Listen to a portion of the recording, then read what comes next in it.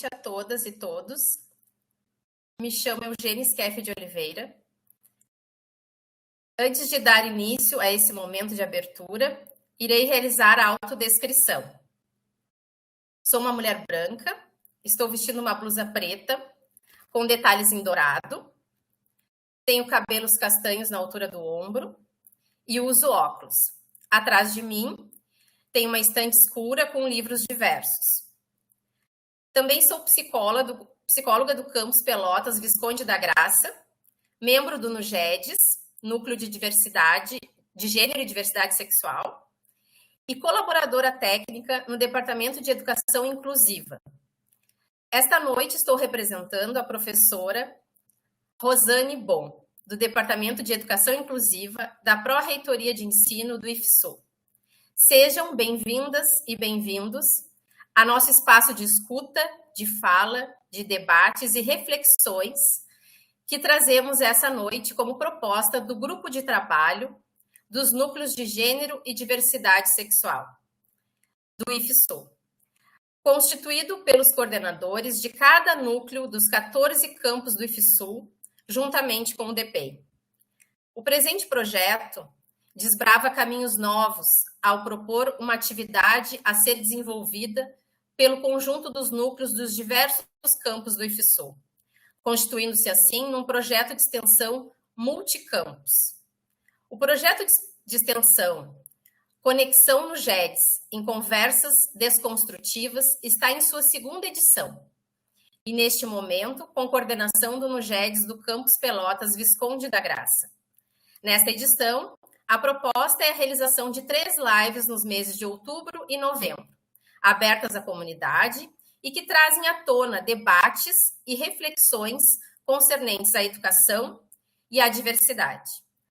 O encontro protagonizado pelos NUGEDS dos diversos recantos geográficos do IFSU visa a maior aproximação entre os integrantes dos núcleos, promove a troca de experiências e traz uma visão mais ampla das questões concernentes à diversidade e gênero no Rio Grande do Sul, além de realizar ações articuladas em rede, capazes de demonstrarem o quanto a ação dos núcleos não está necessariamente limitada aos campos, visto que podem se desenvolver no Instituto como um todo.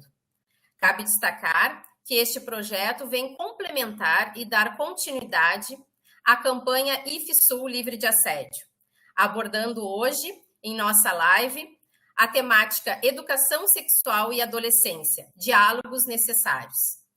Para a nossa instituição, esse estudo e debate é profícuo no momento em que estamos construindo a nossa política de prevenção, enfrentamento e erradicação de assédios e violências no IFSU.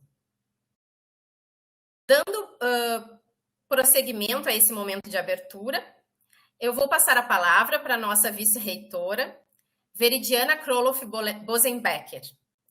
Boa noite, Veridiana. Seja muito bem-vinda.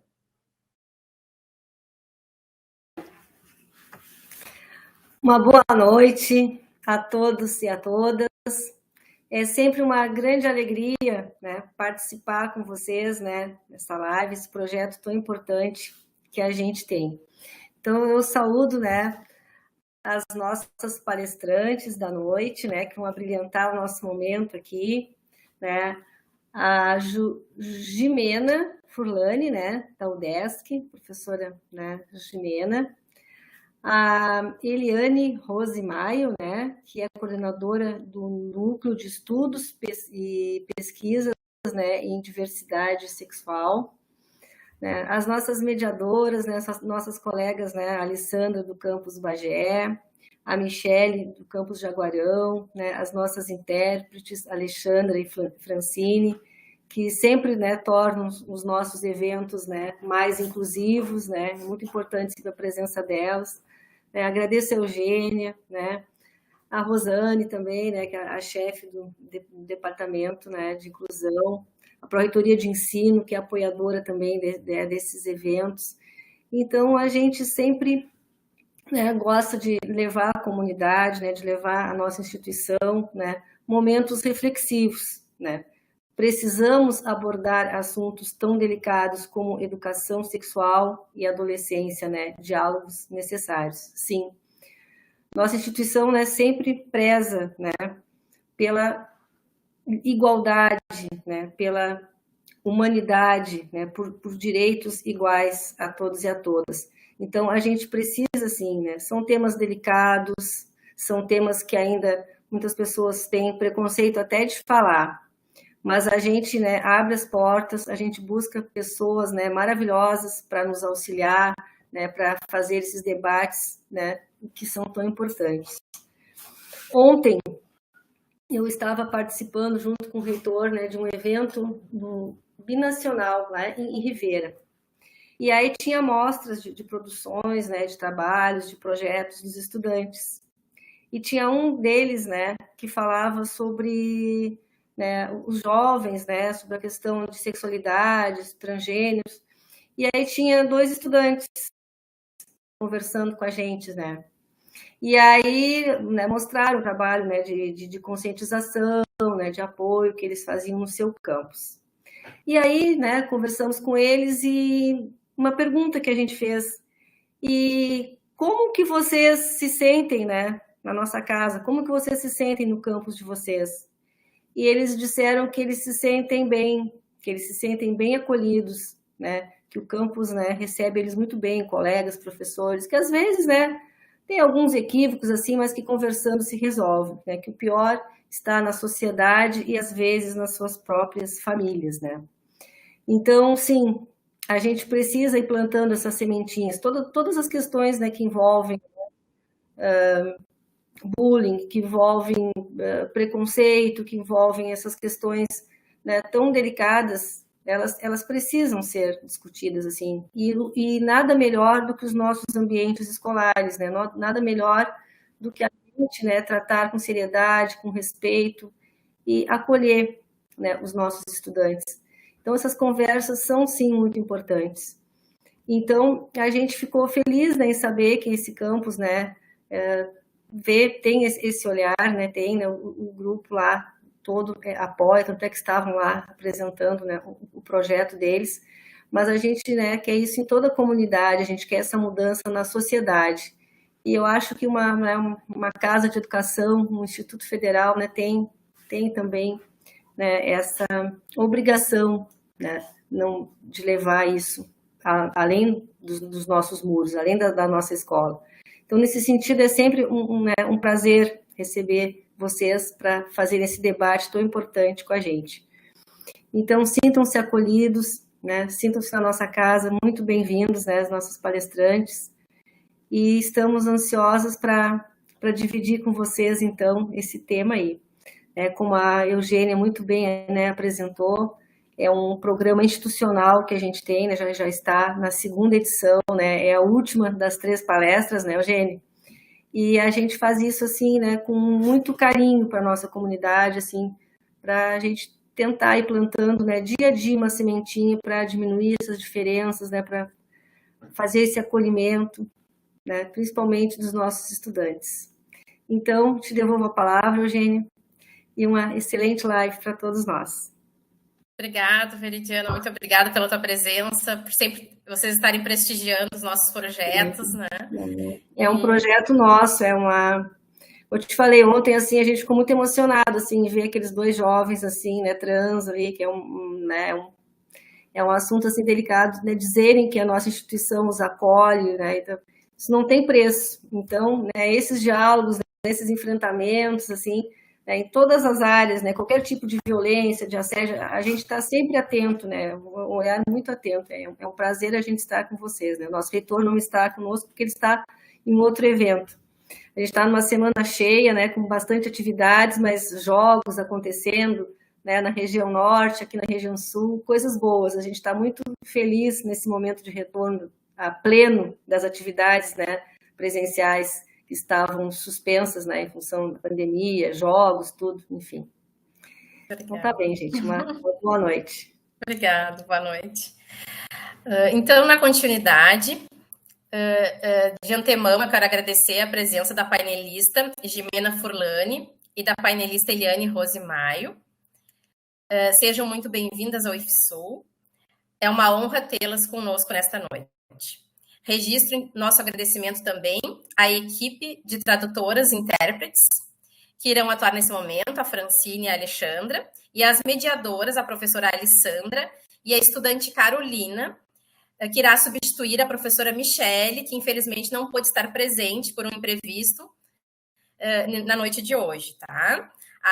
E também quero agradecer aos estudantes e servidores, membros do NUGEDS, de todos os campos do IFSU, que estão aqui nos assistindo, e também dos que estão auxiliando, né, o campus KVG, Visconde da Graça, o campus Bagé e o campus Jaguarão, que estão no apoio da live desta noite. Né? E é isso, nos auxiliando aí no chat também. Vou apresentar, então, o mini currículo das nossas mediadoras. A professora Alessandra possui graduação em Pedagogia pela Universidade da Região da Campanha, especialização em Psicopedagogia pela Urcamp, especialização em Educação à Distância pelo Instituto Federal do Paraná e mestrado em Educação Brasileira pela Universidade Federal de Santa Maria. Doutor em Educação pela Universidade Federal do Rio Grande do Sul, URGS. Atualmente é supervisora pedagógica e chefe do Departamento de Ensino do Instituto Federal Sul-Rio-Grandense, campus Bagé. E a Carolina, a estudante Carolina Soares Monteiro, estudou na Escola Municipal de Ensino Fundamental Dr. Brum de Azevedo. Atualmente é estudante do primeiro ano do curso de Agropecuária do campus Pelotas, Visconde da Graça, e bolsista do nosso projeto de extensão, Conexão no GEDS, em Conversas Desconstrutivas. Sejam muito bem-vindas. Passo a palavra, então, às nossas mediadoras desta noite. Boa noite. Boa noite, Eugênia, boa noite, Veri, nossa querida Jimena, né, que está aí, a professora Eliane Maio. Eu sou a Alessandra, né, e vou fazer a minha audiodescrição. Então, eu sou loira, estou usando óculos, sou uma mulher branca, estou na minha sala de trabalho no Instituto Federal, no campus Bagé. Atrás de mim tem uma cortina, uma parede clara e uma cortina, certo? Nesse momento, então, eu passo a fazer a apresentação da nossa querida Jimena, que, assim como eu, né, somos egressas do mesmo grupo de pesquisa da Universidade Federal do Rio Grande do Sul, do GERJ, e a Jimena, então, atualmente fez doutorado na URGS e atualmente é professora da UDESC e tem uma longa caminhada aí junto, né, à questão da educação sexual, da educação para a sexualidade, várias obras publicadas, né, é uma referência hoje quando se fala em bibliografia sobre educação sexual no Brasil. A Jimena é uma referência sem dúvida, e que muito suporte dá aos novos acadêmicos que estão aí nessa empreitada de estudar a educação para a sexualidade. Inicialmente, quero dizer assim, que é um prazer, mais uma vez, né, nós podermos estar nos encontrando, mesmo que virtualmente, para essa fala, e ressaltar, né, Jimena, da grande importância da discussão desses temas dentro do ambiente escolar. Há pouco antes de nós iniciarmos a nossa fala, nós tivemos aqui no campus Bagé uma capacitação sobre a questão de violência contra a mulher. E aí a violência contra a mulher, ela também perpassa pela questão da educação sexual, né? E que nós temos o compromisso dentro das escolas, a partir dos bancos escolares, de discutir, abrir espaços para essas novas reflexões sobre qual é o papel de um e de outro, né? O que nós queremos para essa nossa sociedade contemporânea. Eu sempre falo, né, que eu comecei os meus estudos, fiz mestrado em Educação Brasileira com foco na formação de professores, mas aí a coisa mais latente que eu percebia no ambiente escolar, Jimena, era que a minha prática escolar, ela se tem há 30 anos, basicamente com adolescentes, e que o grande gargalo que eu tinha dentro dessa prática escolar era justamente esse momento trabalhando com adolescentes da questão da sexualidade, como trabalhar com isso, como os alunos se reconhecerem, como se aceitarem, né? Então, assim, e como a escola é um ambiente que, ao mesmo tempo, isso tudo aflora, mas, ao mesmo tempo, infelizmente, a falta de preparo de muitos professores, de muitas pessoas que estão na escola, não dão vazão para que essa temática seja discutida. Então, quero te dizer, minha querida, muito obrigada por ter aceite, né, a o nosso convite, estar aqui conosco nessa noite, e quero te dizer que não vou me alongar, porque o que a gente quer mesmo é ouvir o que tu tem a nos dizer, e aí depois, na sequência, a gente vai contextualizando algumas coisas. Certo, Jimena? Muito obrigado mais uma vez, sinta-se acolhida ao IFSU, né? Toda a nossa comunidade acadêmica que está te ouvindo. Então, eu agradeço muito as palavras de acolhida, agradeço o convite, parabenizo a instituição por ter organizado esse evento e estar proporcionando não só para quem é da instituição, acadêmicos e acadêmicas de informação, como também a comunidade de um modo geral, pais, familiares, estudantes, jovens, a possibilidade de a gente estar discutindo esse tema. Eu tenho que me policiar para falar devagar, porque a gente aqui em Florianópolis fala muito rápido. Eu vou... pessoal, desculpe-me a minha autodescrição, esqueci, eu sou uma pessoa, eu tenho 58 anos, mas não pareço. Eu tenho cabelinho crespo, eu sou branca, mas às vezes meio cor-de-rosa, dependendo da situação. Estou usando óculos, estou usando uma camisa de gola que ela é cinza com as mangas pretas, e atrás de mim tem uma estante meio de lado, assim, porque eu estou bem no canto do quarto, do escritório. E, enfim, eu vou fazer o compartilhamento agora, eu não vou mais visualizar, né, as outras pessoas que estão aqui, mas vamos iniciar aqui a nossa conversa. Eu vou me policiar aqui com o cronômetro para não passar do tempo. Então, gente, a primeira questão que ficou um pouco colocado para eu falar hoje com vocês aqui nessa discussão sobre adolescência, eu tenho um subtítulo, né, que é a ideia de discutir um pouco essa educação sexual na adolescência, apresentando para vocês justificativas e possibilidades didáticas, né, justificativas porque esse é um tema importante, estar presente na escola, e possibilidades de como isso pode acontecer. Eu vou só me situando, como já foi dito, né? Eu venho da UDESC, tenho a minha formação, que já foi colocada, e eu há 33 anos eu tenho trabalhado, me dedicado ao campo da educação sexual, e me dedicado significa atuar no curso de graduação e pós-graduação em disciplinas que discutem essa temática, fazer pesquisas, né, e publicações na área da educação sexual de todos os níveis da escolarização brasileira, já vou falar deles aqui, fazendo extensão, né? A extensão eu faço mais de 25 anos de formação de professores das redes municipais, estaduais e federais de ensino, e conciliando isso agora com os cargos de administração que eu também venho ocupar de vez em quando. Eu faço parte lá do Departamento de Pedagogia, faço parte de um coletivo Ciranda, que é um grupo que trabalha e estuda infâncias, né? Também do Núcleo de Apoio Pedagógico, NAP, e com outros professores a gente discute as questões que envolvem didática, metodologia de ensino, laboratório de educação e infância, e sou membro externo de uma comissão da OAB de Santa Catarina, que é a Comissão de Direito Homoafetivo e Gênero, contribuindo para as reflexões teóricas, conceituais das demandas que surgem nessa comissão. Só convidando a todos, né, a conhecer o meu canal do YouTube, que tem alguns vídeos, né, o canal e o blog. No blog eu tenho praticamente todas as minhas publicações, com exceção dos 2 livros mais importantes, e das publicações agora de 2021 e 2022, que eu ainda não coloquei lá.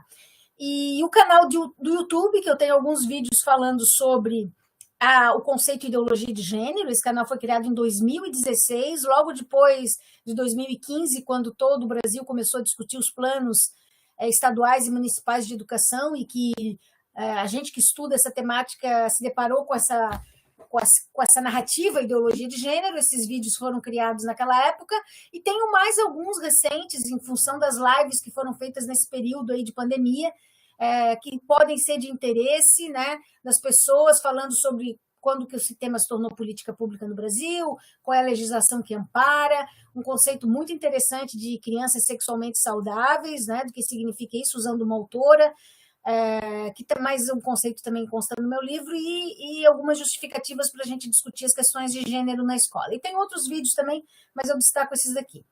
Então, vamos iniciar. Esse aqui é um modelo da escolarização brasileira, para quem está nos assistindo e que não faz parte não é profissional da educação, né?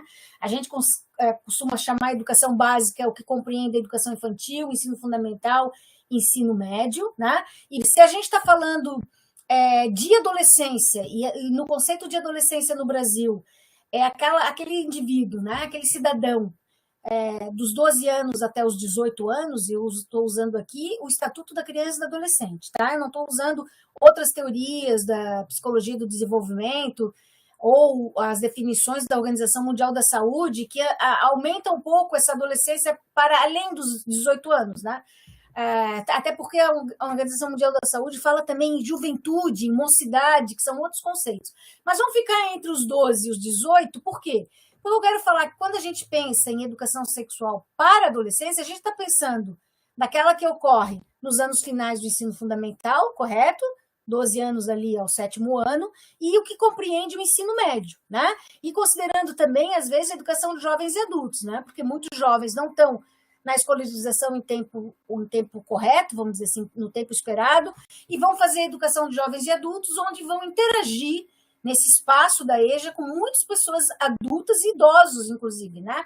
Que é um outro universo pedagógico muito, muito importante e interessante para essa discussão. E eu gostaria também de lembrar que, para além da educação básica, né, nós temos, então, o 4º nível, nível de graduação e de pós-graduação, que é no ensino superior, onde a gente tem instâncias dessa discussão, né, da educação sexual, quer seja para a nossa formação como futuros profissionais que vão atuar com esse tema, então nós que vamos atuar na pedagogia, professores, né, das licenciaturas, ou o pessoal da psicologia, né, serviço social, enfim, medicina, profissionais que têm interesse nessa área. Então, portanto, a temática ela está polarizada, eu diria assim, ela está pulverizada, né, por toda a escolarização brasileira e de forma diferenciada, né? Ou seja, a educação sexual proposta para a educação infantil é diferente da adolescente, eu vou até fazer o contraponto aqui com vocês.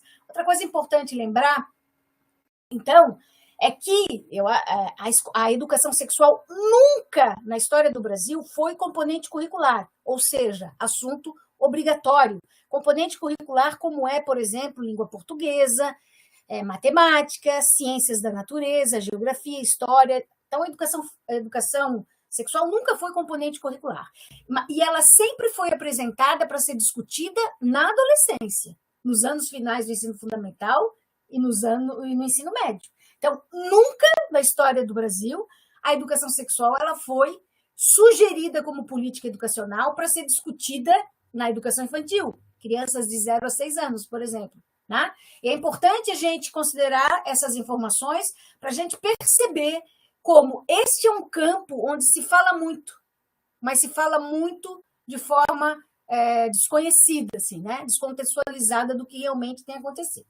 E eu vou destacar, então, as 2 políticas que falaram sobre isso, né? E que aparecem no tema. Então, tanto a política de 1997, que depois eu situo melhor, porque eu vou falar de todos os últimos governos e as políticas como alcançar essa questão.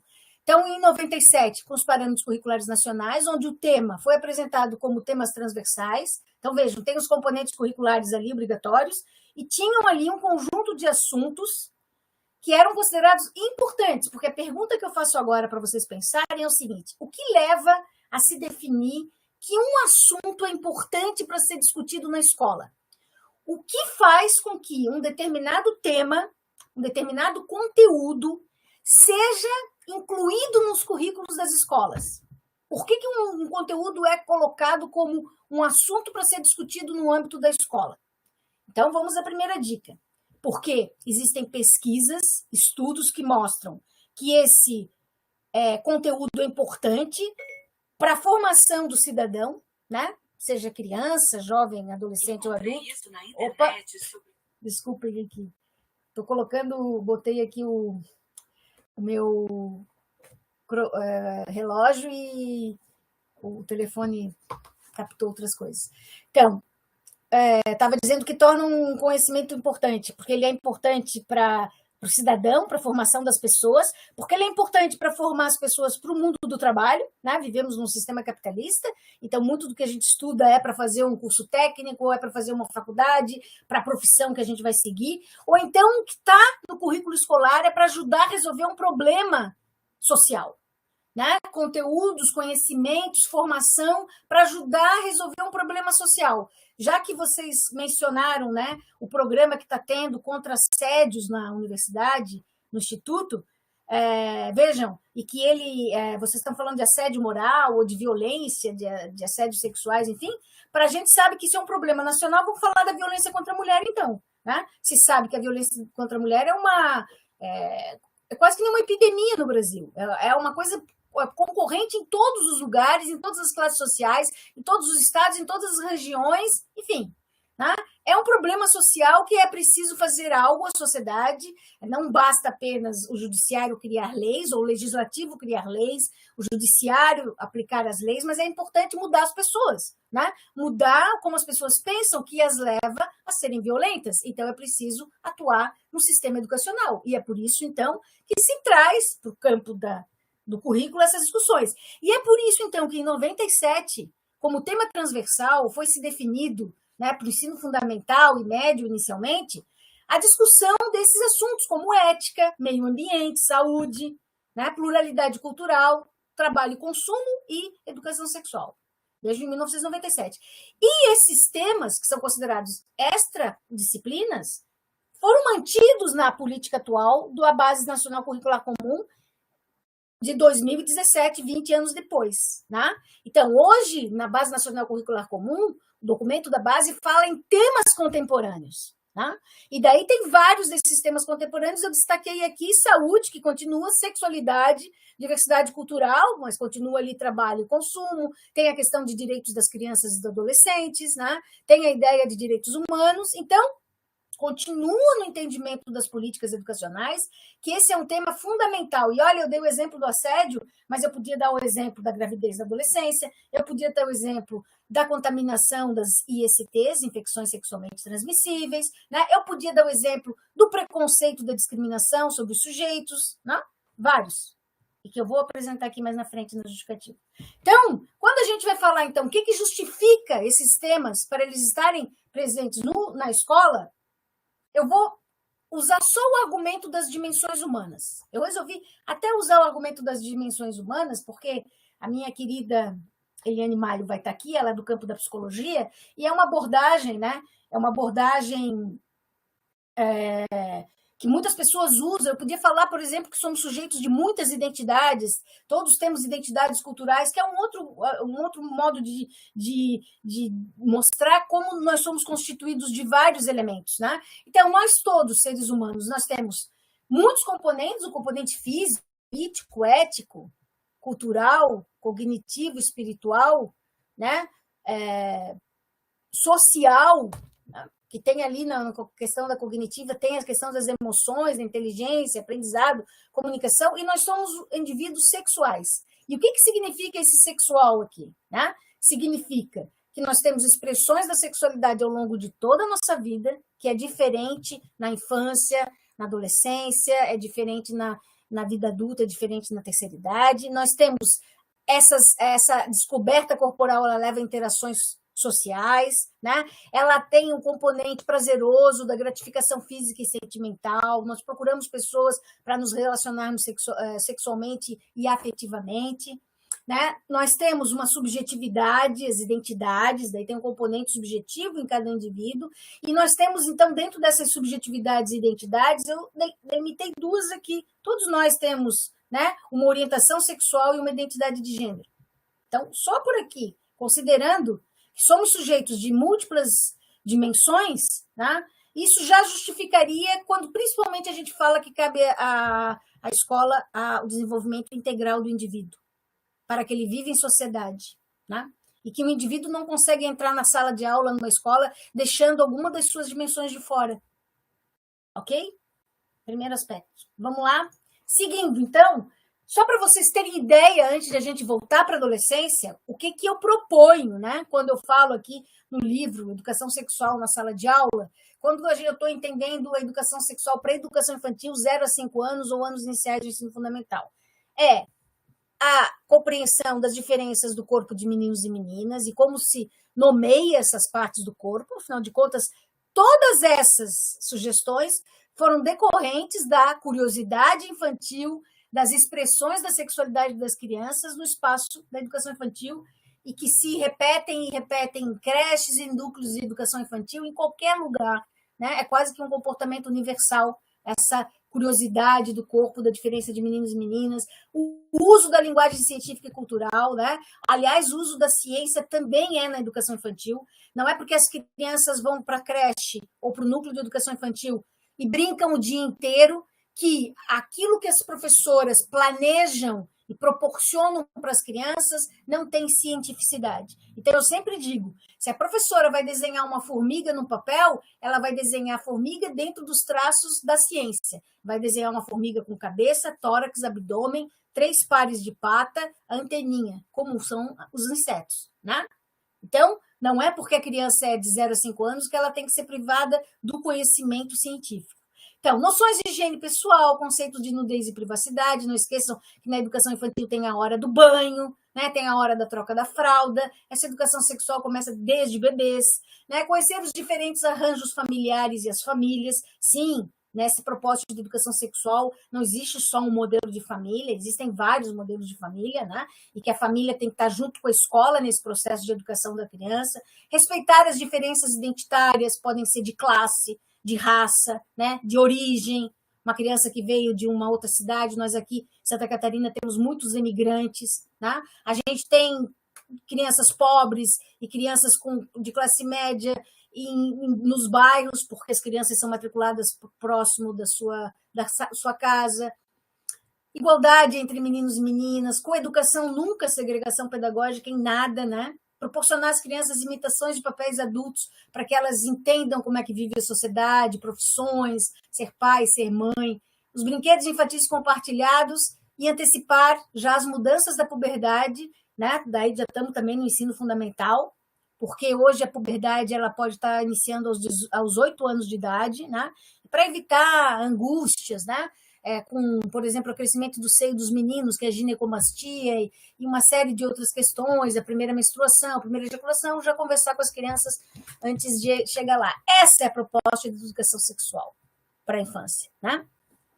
E vai ser diferente da proposta para a educação para a adolescência. E situando a gente nesse contexto histórico que é importante, né? Eu quero mencionar aqui o livro da professora Isaura Guimarães, que ela publicou esse livro em 1970, onde ela mostrava para nós qual eram os temas da educação sexual daquela época, tá? Porque isso vai mudar um pouquinho nos últimos tempos, gente. Por que vai mudar? Porque a sociedade muda e porque a adolescência muda também, tá? De novo, repetindo.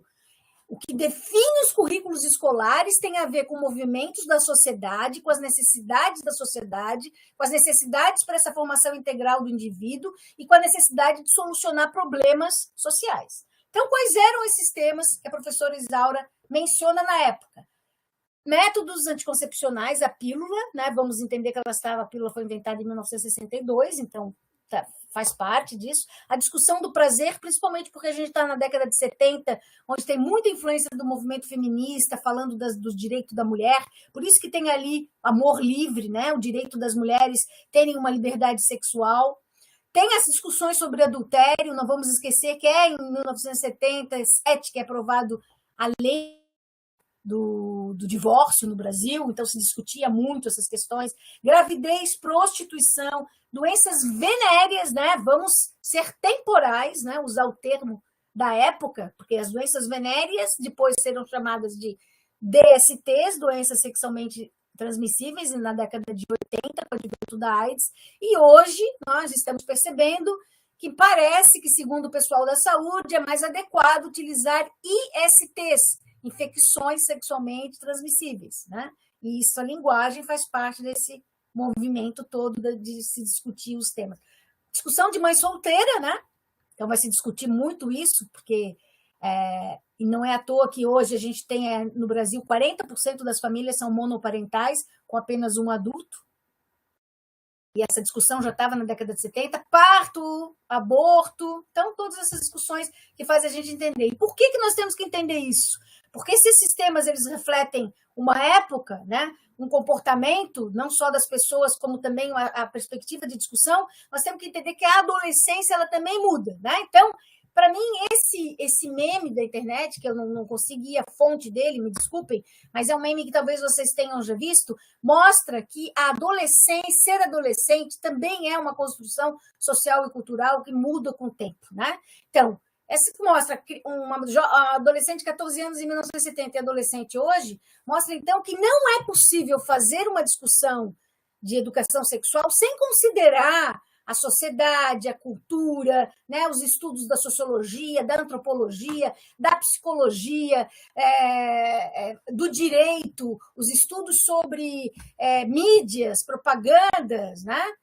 Uma série de coisas que envolve e que definem essas identidades. E agora eu vou mostrar para vocês algumas questões aqui nessa parte de justificar. Vejam, 2006, tá?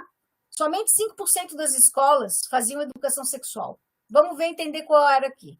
Vou pegar essa matéria aqui que diz, dizia assim, apenas 5,5% das escolas trabalham o tema AIDS, doença sexualmente transmissível. Já estamos em 2006, né?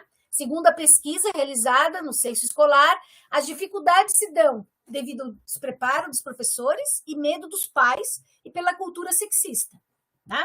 Então, terminando, o relatório mostra que quando existe alguma informação, ela não é aprofundada de forma que consiga transformar comportamentos. Portanto, é um mito, é uma falácia a ideia de que nós, nos últimos tempos, existia muita educação sexual na escola. Não, nunca existiu. Aliás, eu trabalho há 33 anos tentando pesquisar essa área, formar professores, formar na formação inicial, na formação continuada, e posso dizer para vocês, nunca a educação sexual teve um status como nos colocaram, assim, capazes de doutrinar as crianças, de ser responsável por todos os males da sociedade, né? Porque se alguém discutia alguma coisa, discutia muito mais no âmbito da biologia, né? E do livro didático no que diz respeito às questões de reprodução, portanto, pegando a adolescência, né? Outro dado importante dentro dessa nossa parte justificativa, o preconceito, uma pesquisa sobre preconceito e discriminação do ambiente escolar. Isso faz a gente pensar que essa educação sexual ela precisa trabalhar a discussão de preconceito e direitos humanos, né? A outra pesquisa aqui em 2010 mostra, segundo a Organização Mundial da Saúde, temas importantes para a juventude, né? E aqui, datando de 15 a 24 anos, gravidez precoce, desnutrição, fumo, violência, HIV, saúde mental, uso nocivo do álcool e traumatismo, tá? E ela ainda chama atenção de comportamentos que começam na juventude, consumo de álcool, falta de atividade física, relações sexuais sem proteção e exposição à violência. Bom, isso são dados que já mostram para a gente, né, que nos preocupam professores e professoras, que nos preocupam pais e mães ou responsáveis, que temos filhos jovens e que mostram o quanto que é importante que essas temáticas possam ter um espaço na discussão do ambiente escolar, né? Outro dado importante para a gente se dar conta, né? Dentro disso, em 2013, houve um boletim epidemiológico que mostrou essa evolução cronológica das contaminações pelo HIV. Vejam, quando o HIV começa em 82 no Brasil, em 89 saiu um dado de que 6 homens para uma mulher estavam contaminados. Em 2002, esse percentual já estava 2 para 1. Em 2011, 1,5 dos homens para uma mulher. No entanto, quando pega para ver esses dados referentes à população de 13 a 19 anos, a contaminação é 1 menino para 6 meninas. E daí eu pergunto para vocês, isso sugere que, além de se discutir responsabilidade nas práticas sexuais, né, no contexto da escola, se falar sobre métodos contraceptivos ou sobre comportamento, a gente mostra como é importante os estudos das relações de gênero e perguntar por que existe essa desigualdade na contaminação. Como nós estamos criando as nossas meninas, desde a educação infantil, para que elas sejam tão vulneráveis à contaminação de HIV? No que isso tem a ver com as relações que elas estabelecem com seus namorados, com seus parceiros, né? Como que essa vulnerabilidade se estabelece? Outro dado aqui, dentro da justificativa. O maior crescimento dos casos de AIDS em 2014 está entre jovens de 15 a 14 anos. Seguindo, né, que agora eu só vou dar dados aqui. Maior causas de morte de jovens no Brasil, segundo a OMS, em uma pesquisa feita em 2015, publicada em 2017 pela BBC. As causas de morte nos adolescentes brasileiros. Violência interpessoal, e daí a gente pensa um pouco no feminicídio, e de novo, então, traz aqui essa questão, né, para discussão de relacionamento abusivo, ciúmes no relacionamento e acidentes de trânsito. E o outro aqui, entre 15 e 19 anos, violência interpessoal, acidentes de trânsito e suicídio. E esses suicídios aqui, gente, em que medida isso não está relacionado com o preconceito social em relação às populações LGBT? Né? Em que medida não tem a ver com a discriminação que a homossexualidade, com o desconhecimento que as pessoas homossexuais ainda sofrem no nosso país, com pessoas querendo fazer cura gay e desqualificando essas pessoas e fazendo com que elas não se aceitem como elas são. Não discutir esse tema na escola faz com que a ignorância, o desconhecimento sobre as identidades permaneçam nas pessoas. Então, quando a gente quer discutir esse tema na escola e dizer nós queremos combater o preconceito, nós queremos fazer com que as pessoas se identifiquem e não sofram, é isso mesmo que a gente quer. A gente não quer confundir a identidade de ninguém, nem dizer que menino não é menino, nem menina não é menina, nem destruir família. É honesto quando os professores dizem que, se baseando em pesquisas, em estatísticas, em dados, a gente defende a educação sexual para a proteção das nossas crianças e jovens, né? Agora, se a gente for falar de outros temas, como violência sexual, a gente vai ver dados que mostram como as denúncias, né, o percentual de denúncias já atinge o ensino fundamental e médio e atinge também 21% de violência sexual sofrem crianças de 1 a 5 anos na educação infantil. No ensino fundamental, no ensino fundamental de 10 a 14 anos, então aqui a gente está pegando a adolescência, 40%. Né? E outra questão que não dá para deixar de discutir, que a maioria dos casos de violência sexual ocorre em casa, 83% aumentaram as notificações. Estudos mostram que 98% desses abusadores são homens, existem mulheres também, mas são homens, geralmente pais, padrastos, pais adotivos. E daí a importância, né, da escola ajudando a família nessa rede de proteção a crianças e jovens, né? Outra pesquisa que mostra os casos de violências sexuais, quem são os mais vulneráveis, de 2018, crianças de 1 a 5 anos e 67,8% entre 10 e 14. Que a gente está no ensino fundamental. E aqui agora, falando, então, de comportamento em si, eu vou mostrar algumas pesquisas que mostraram isso e que independem do período, tá, gente? Porque nós continuamos nesse período todo, desde a década de 90 até hoje, cada vez com menos discussões sobre isso na escola. Né? Ainda mais nos últimos anos, com esse discurso acirrado, contrário, né, à educação sexual. Então, vejam aqui. Aqui mostra a pesquisa de adolescentes entre 14 e 17, já com vida sexual, 47% deles, e aqui algumas práticas sexuais experimentadas por esses jovens, que foram relatados nessa pesquisa. Lembrando, eu vou só voltar, os jovens da pesquisa entre 14 e 17 anos, né? E eu chamo a atenção para os comportamentos abusivos, né? Já de violência na adolescência, entre namorados. Então, a questão de gênero, ela não se expressa só no feminicídio como um problema de adultos. Ela já se expressa também na violência de forçar a transa, né? De não respeitar a vontade da menina. Então, deixa eu só correr aqui assim. Então, aqui, essa pesquisa mostra, uma pesquisa que eu fiz nos anos 2000, né? Mostrando os temas de interesse para a gente pensar daí na adolescência a partir dos 12 anos. Então, mostrando aqui para vocês, eu vou botar o quadro comparativo, tá? Os dois aqui, ó. Mostrando quais eram os temas de interesse das mulheres: educação sexual, orgasmo, prazer, anticoncepcionais, ciclo menstrual e HIV, os primeiros, e o dos homens: pênis e bolsa escrotal, ejaculação precoce, ereção, sexo oral, virgindade feminina. Ou seja, existe uma diferença do modo como os jovens e adolescentes pensam a educação sexual. Isso a gente precisa saber como professores e professoras, mesmo que a gente parta das dúvidas deles. Mesmo que a gente pergunte o que eles querem falar, a gente precisa perceber que é necessário puxar dos meninos a responsabilidade para HIV/AIDS, por exemplo, que vai aparecer para os meninos só em 11º lugar. Né? E vejo, então, como há uma inversão entre os temas de interesse das meninas e dos meninos. Né? Gostaria de dizer, agora nas possibilidades, que a gente que propõe os livros e as sugestões, a gente faz baseado sempre em estudo, tá? Nunca em achismo.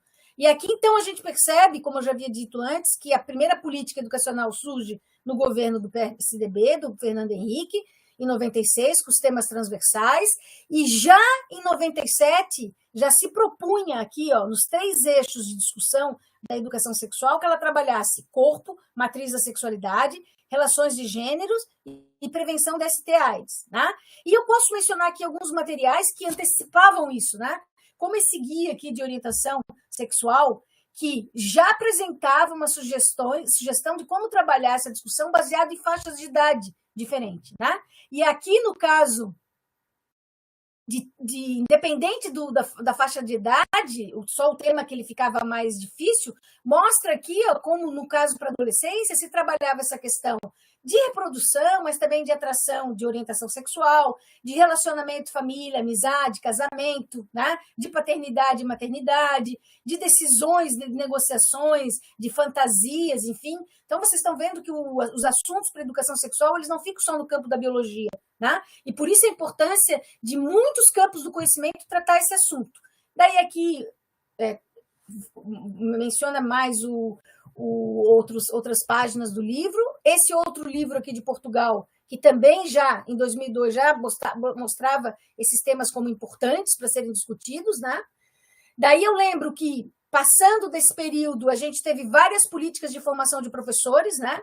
Vamos dizer que vários entendimentos de que esses temas precisavam trazer as questões de direitos humanos, de respeito à diferença e de diversidade. Daí a gente teve vários outros programas que foram lançados todos para a formação de professores, né?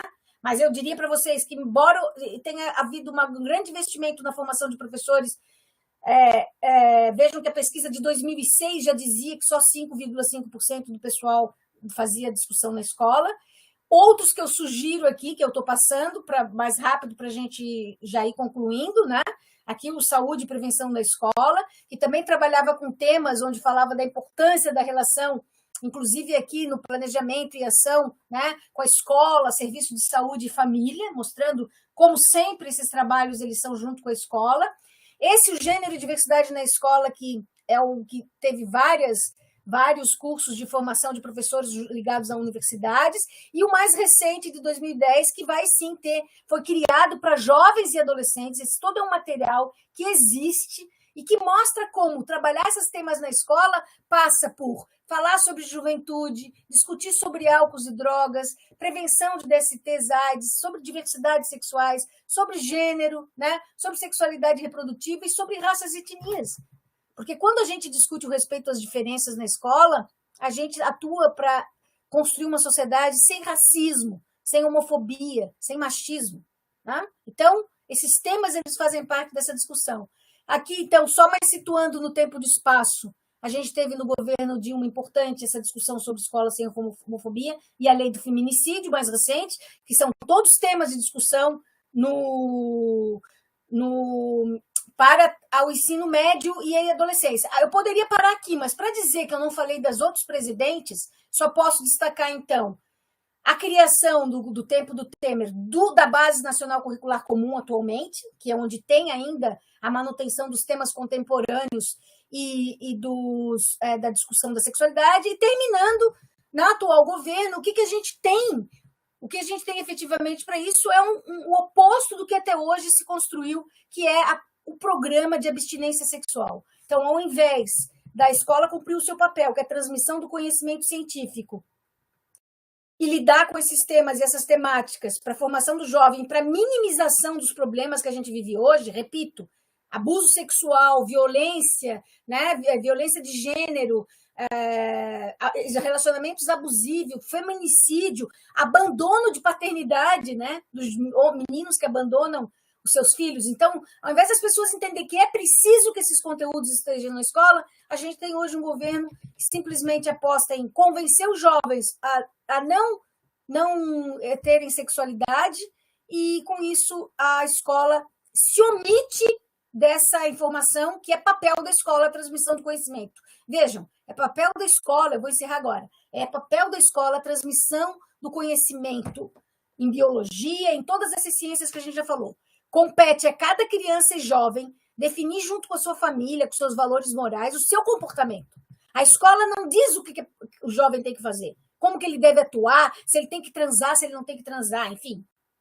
A escola discute essas questões, esses temas, e cada um individualmente, com suas famílias, com seus responsáveis, conversa com essas pessoas e define o que é melhor para si, o que serve para si, o que não serve para si. Esse é o papel da educação sexual, mas nunca se negando a transmissão do conhecimento como deve ser, ok? E aqui, então, só para terminar, o livro, então, Educação Sexual em Sala de Aula, no seu capítulo 7, eu vou apresentar mais enfaticamente, porque agora o nosso tempo é limitado, é só 30 minutos, como que essas questões, esses temas podem ser tratados em atividades didáticas, né, com várias sugestões de discussão de casos, de fases afirmativas, jogos interativos, né, júris simulados, tá no capítulo 7 do livro, e assim a gente fica mais fácil ter um material didático, lembrando que esse livro foi um livro construído, né, construído para adultos, pais e mães, profissionais da pedagogia, professores de licenciatura, professoras que atuam na educação infantil, auxiliares de sala, profissionais até do jornalismo, que às vezes falam coisas e que não têm o conhecimento. Ok? Muito obrigada. Obrigada a todos. Ai, Jimena, eu estou emocionada de te ouvir falar, né? Porque é uma coisa tão... que quem está em escola vive isso todo dia, né? Então, assim, como é importante a gente ver e se dar conta que muitos educadores estão no caminho certo. Que por mais que ainda se fale pouco em educação sexual nas escolas, mas a gente tem um grupo, e o IFSU é uma representação disso, que se preocupa com essa questão da sexualidade, e não só do aspecto biológico, a questão do exercício da vivência dessa sexualidade. Então, assim, estou emocionada com a tua fala, né, porque ela corrobora com tudo aquilo, com todo um trabalho que a gente vem tentando desenvolver. E eu tenho para te dizer o seguinte, né, que enquanto a questão desses temas ela for uma política de governo e não uma política de Estado, a gente vai estar, infelizmente, refém, né, de quem estiver no governo para avançar ou para regredir nessas temáticas que são tão importantes. Então, assim, quero te agradecer. Mas não vamos esquecer que as escolas têm autonomia no seu projeto político-pedagógico. Sim. A gente tem ainda as propostas curriculares dos municípios, tem as propostas curriculares dos estados, e tem a política nacional, ela tenta direcionar como uma base comum, mas isso não impede que os professores desenvolvam isso nos seus planejamentos. O que não acontece é a formação de professores a partir do governo federal. Isso daí não acontece, como a gente não tem visto todas aquelas políticas que aconteceram de formação, né? Agora, eu não consigo entender como é que, honestamente, um político diz que quer combater a pedofilia, o abuso sexual, a violência contra a mulher, se não quer investir em educação. Não entendo. Por quê? São sujeitos que fazem isso. São pessoas que causam esses crimes. E fazem isso baseado no processo educacional que tiveram. Eu estou falando daquilo que a educação pode alterar. Se a pessoa disser, não, é um problema genético que ela tem, é um problema, pedofilia é um problema dos hormônios, tá, isso daí não me interessa. Eu quero saber aquilo que a educação levou, construiu uma pessoa e cuja educação pode modificar, através da reflexão, da discussão em sala de aula, da conversa, da sensibilidade, da alteridade, é isso que me interessa. Nós somos da pedagogia e da educação. Então, eu quero saber aquilo que o processo pedagógico pode modificar as pessoas para um projeto de sociedade, de paz, de respeito mútuo, né? de civilidade e respeito às diferenças, sejam elas quais forem, né? Eu concordo, né, contigo, mas eu vejo assim a importância, e volto a frisar a questão das políticas públicas, né, só para sintonizar. Aqui em Bagé, as escolas municipais, elas não podem tocar nos temas relacionados à questão da sexualidade. Ou seja, existe uma lei, né? Ela não entrou no plano de educação e existe uma lei que impede. Então, assim, aí já fica difícil, como eu te disse, né? Que bom que nós temos espaços como os institutos federais e muitas outras escolas que abrem esses espaços, mas infelizmente, como eu te disse, enquanto não for uma política de Estado, dependendo de uma política de governo, e seja ela municipal, estadual ou federal, nós continuaremos refém de desenvolver um bom trabalho. Quero te agradecer, minha querida, e quero te convidar, né, para nós ficarmos agora escutando a nossa querida Eliane aí, e aí no final a gente volta para uma rodada de perguntas aí sobre o que os nossos espectadores estão achando do tema, tá bem? Muito obrigada, querida, por enquanto. Ok, vou desligar a câmera aqui. Beijo, beijo, Eliane.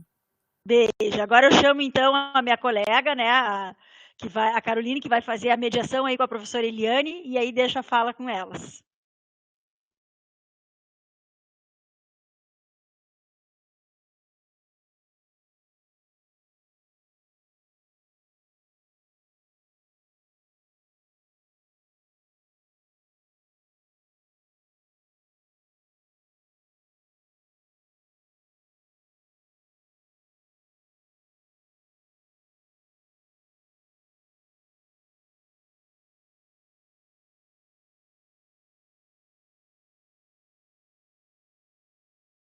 Acho que a Carol está com um probleminha de acesso, né? Então, para que a gente não atrase, né, vamos continuar aí com a doutora Eliane, então, Eliane Maio, né, que é da Universidade Estadual do Maringá e que vem aí também a brilhantar o nosso evento. Doutora Eliane, fique muito à vontade, a palavra é sua, estamos aqui para ouvi-la e aprender muito com a senhora. Alessandra, muito obrigada. É um prazer estar aqui ao convite da Eugênia, que carinhosamente me convidou, ela foi muito gentil. Depois que ela me falou que era com a Jimena, bom, já tinha aceito. E de tantas saudades que eu estou de Jimena, vontade dos nossos diálogos, né? Então eu fico muito feliz e que a gente tenha um espaço para conversar.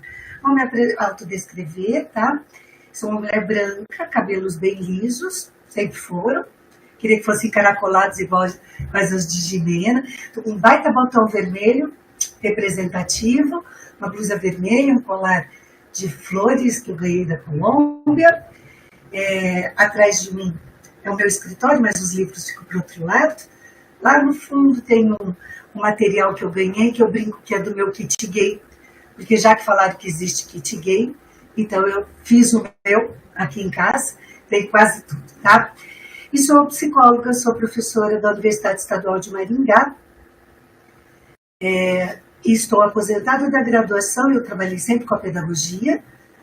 Eu sou uma psicóloga que ama a educação. E agora eu brinco que eu sou garota de programa, do programa de mestrado e doutorado em educação, onde eu estou há bastante tempo.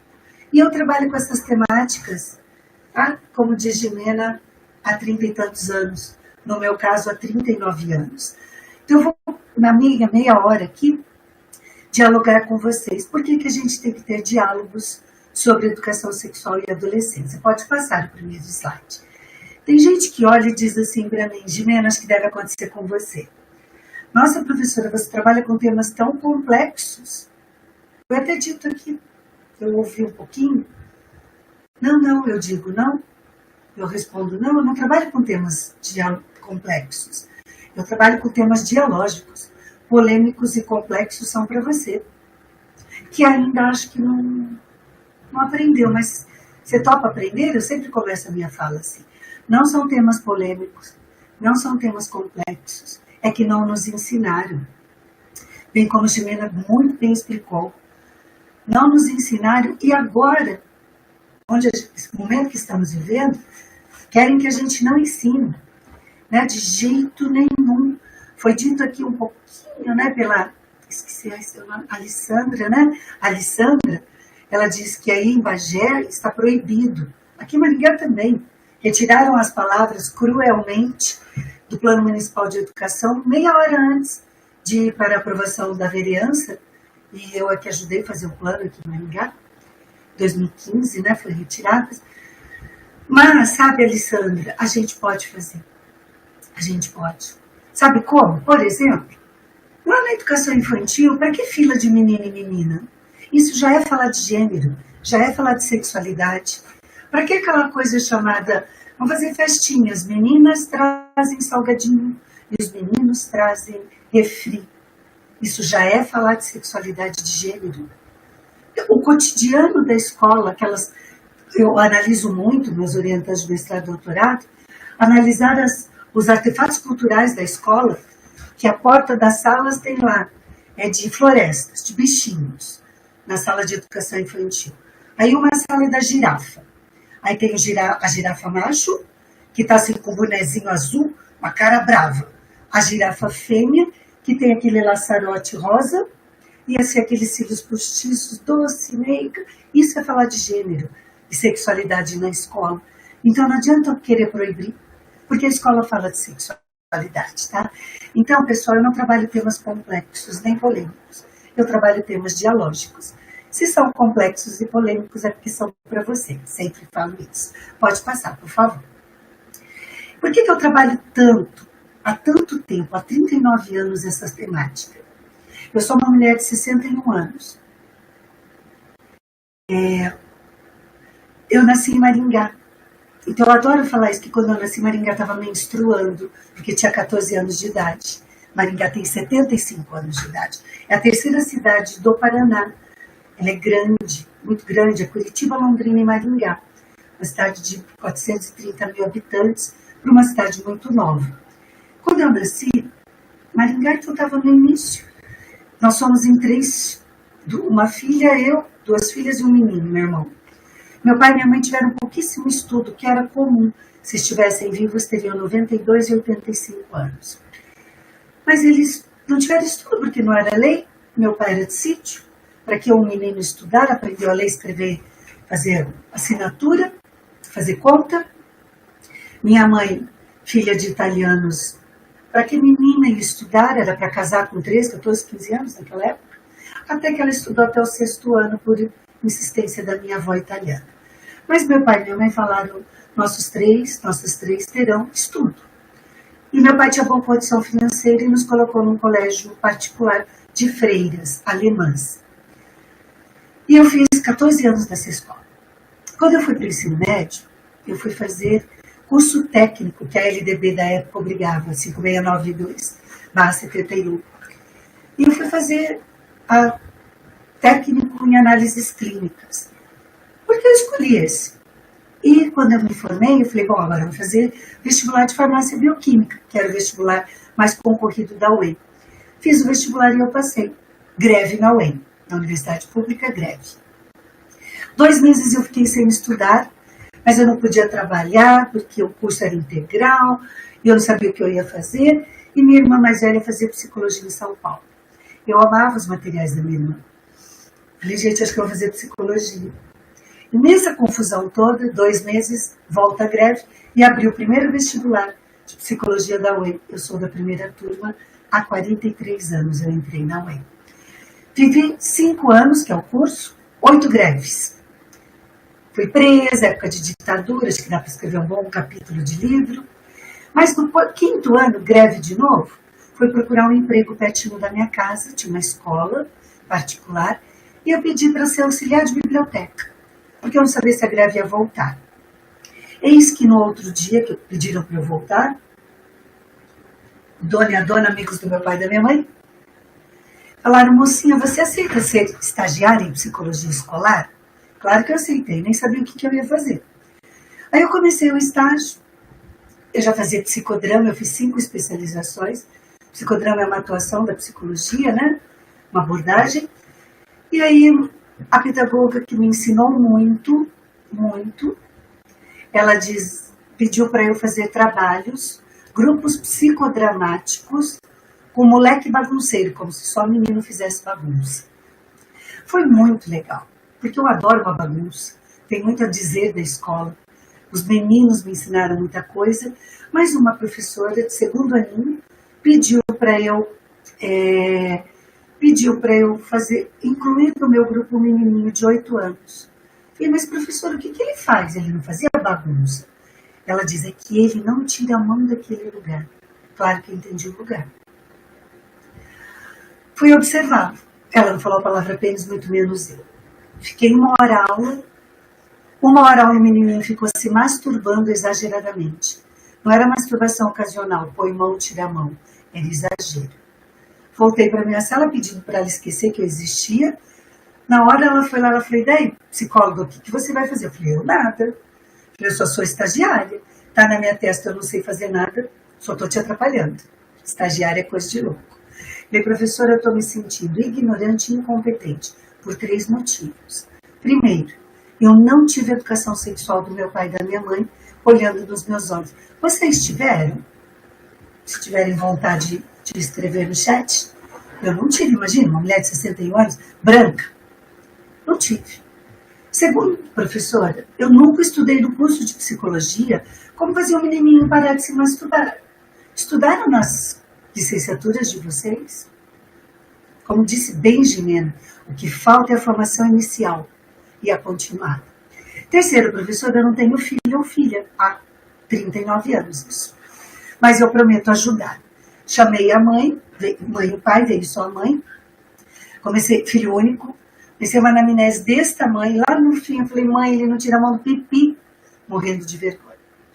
Aí ela ficou assustada, ela falou, em casa também. Estou batendo, deixando de castigo. Na hora de ir embora eu resolvi falar para ela, você dá banho neles? Que eu pensei, banho, nudez, pênis, bate-papo. No outro dia ela pediu para eu marcar às 10 da manhã com o marido. Eu marquei. Mas às 7h30 ela estava lá na sexta de manhã, em prantos. Porque ele fez escândalo, ela puxou os shorts e a cuequinha, e a cueca estava toda suja de sangue. O pai dela, que morava na casa da frente, estava tentando estupro anal no filho dela.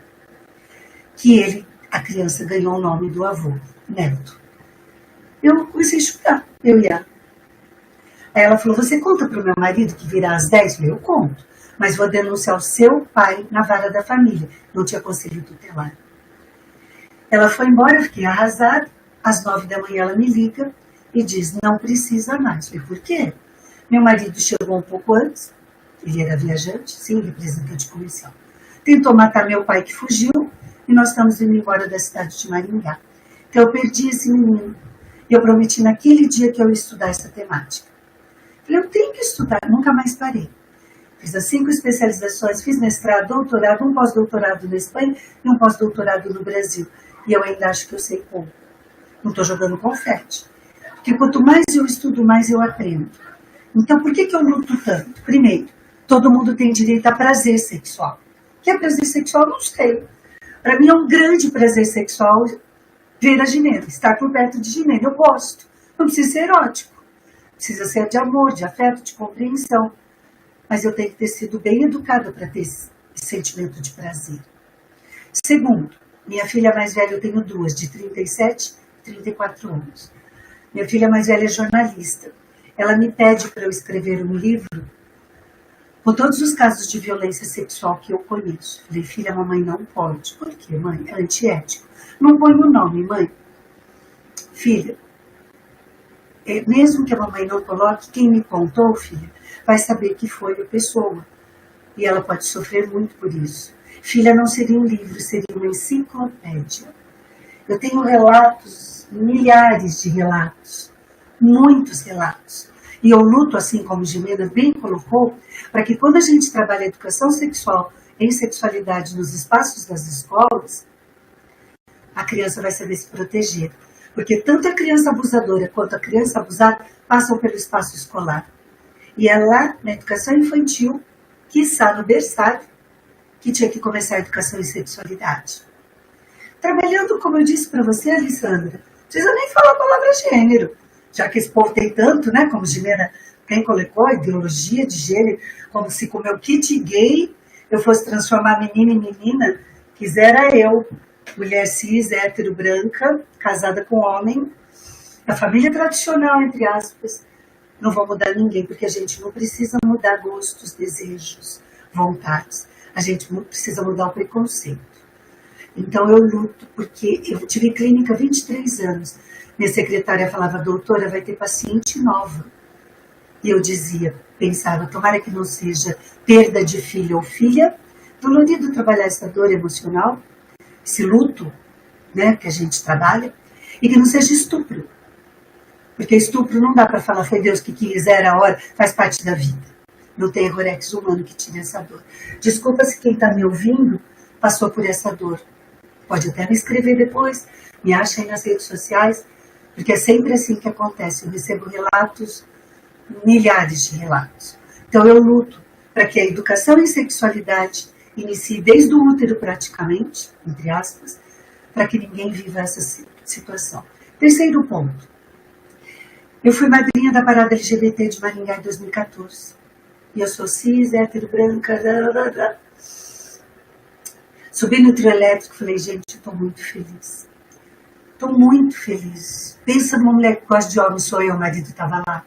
E esse moço aí. E eu sou madrinha de toda essa alegria. Falei um monte. Uma alegria tão grande. Fiquei em cima do trio e tinha 2 drags. Eu vou resumir pelo tempo, porque é rápido. Todo mundo que passava e nos olhava, num domingo à tarde, Maringá parado, a gente mandava beijo. Ninguém me via as lindas drags, tá? Mas eis que no carro do lado, Alessandra, estava uma menininha no banquinho de trás. Ela olhou pra gente, a gente mandou beijinho. A mãe viu a cena, virou com raiva, fez assim no rosto da menininha. Só eu vi isso, Alessandra. Eu queria parar e dar uma palestra. Eu queria. Mas depois, quando a mãe arrancou o carro com força, a menininha foi bem para trás e fez escondidinho assim, ó. Aí, Alessandra, eu queria parar e dar uma palestra. Queria dizer, minha senhora, o mundo não precisa de pessoas como a senhora. O mundo precisa dessa criança linda que viu gente feliz. Então eu luto para que as pessoas possam ser do jeito que elas querem ser, com a identidade de gênero que ela quer ter, com a orientação sexual que ela quer ter, porque o mundo sempre foi assim.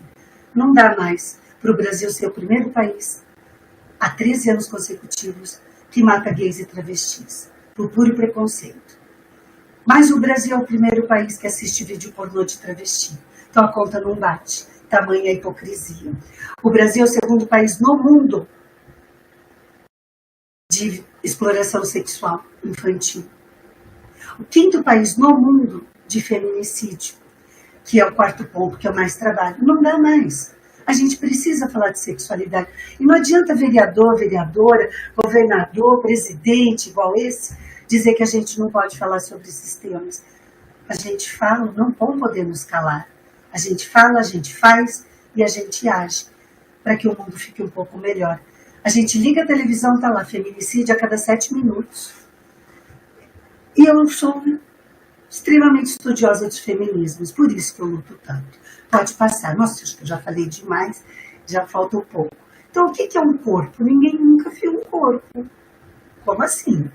O que se vê são ditos homens e mulheres. É menino ou menina, desde o, hoje em dia, aquela coisa que chama chá de revelação. Desculpa quem fez ou fará. Coisa mais boba, né? Faz chá de fralda. Fralda é cara. Mas para que precisa fazer menino ou menina? Eu tenho um capítulo de livro, eu mando para vocês se quiserem, belíssimo, com 2 orientandos de mestrado e de doutorado, sobre essa coisa de chá de revelação. É lá no 3º mês, sei lá, né, 20 semanas, sei lá, que se descobre aquela coisa rosa e azul. O corpo não existe em estado natural, sempre será compreendido na trama social do sentido. Ele é um efeito de uma elaboração social e cultural, claro, também psíquica. O corpo é fruto da interação natureza/cultura. Pode passar, por favor. E assim também é a adolescência. Pode passar. A adolescência, então, acho que não passou, é um processo cultural, tá? Pode ir passando, eu já falei bastante sobre isso, não dá tempo. Tem bastante material aí. O que é adolescência, então? Pode ir passando, tá? Adolescência, a gente buscar a definição, descobre que a origem da palavra sempre, né, latim ou grega, é adolescentia, que significa período da vida humana entre infância e fase adulta. Mas eu prefiro também conceituá-la, assim como a Ana Bock, uma psicóloga, né, sempre atuante, ela é uma vida, pode até dizer, uma fase natural, que seria a puberdade biológica, mas que tem transformações culturais. O meu pai dizia assim para mim, filha, o papai nunca foi adolescente, porque eu nunca dormi depois do almoço, um adolescente que tem condição.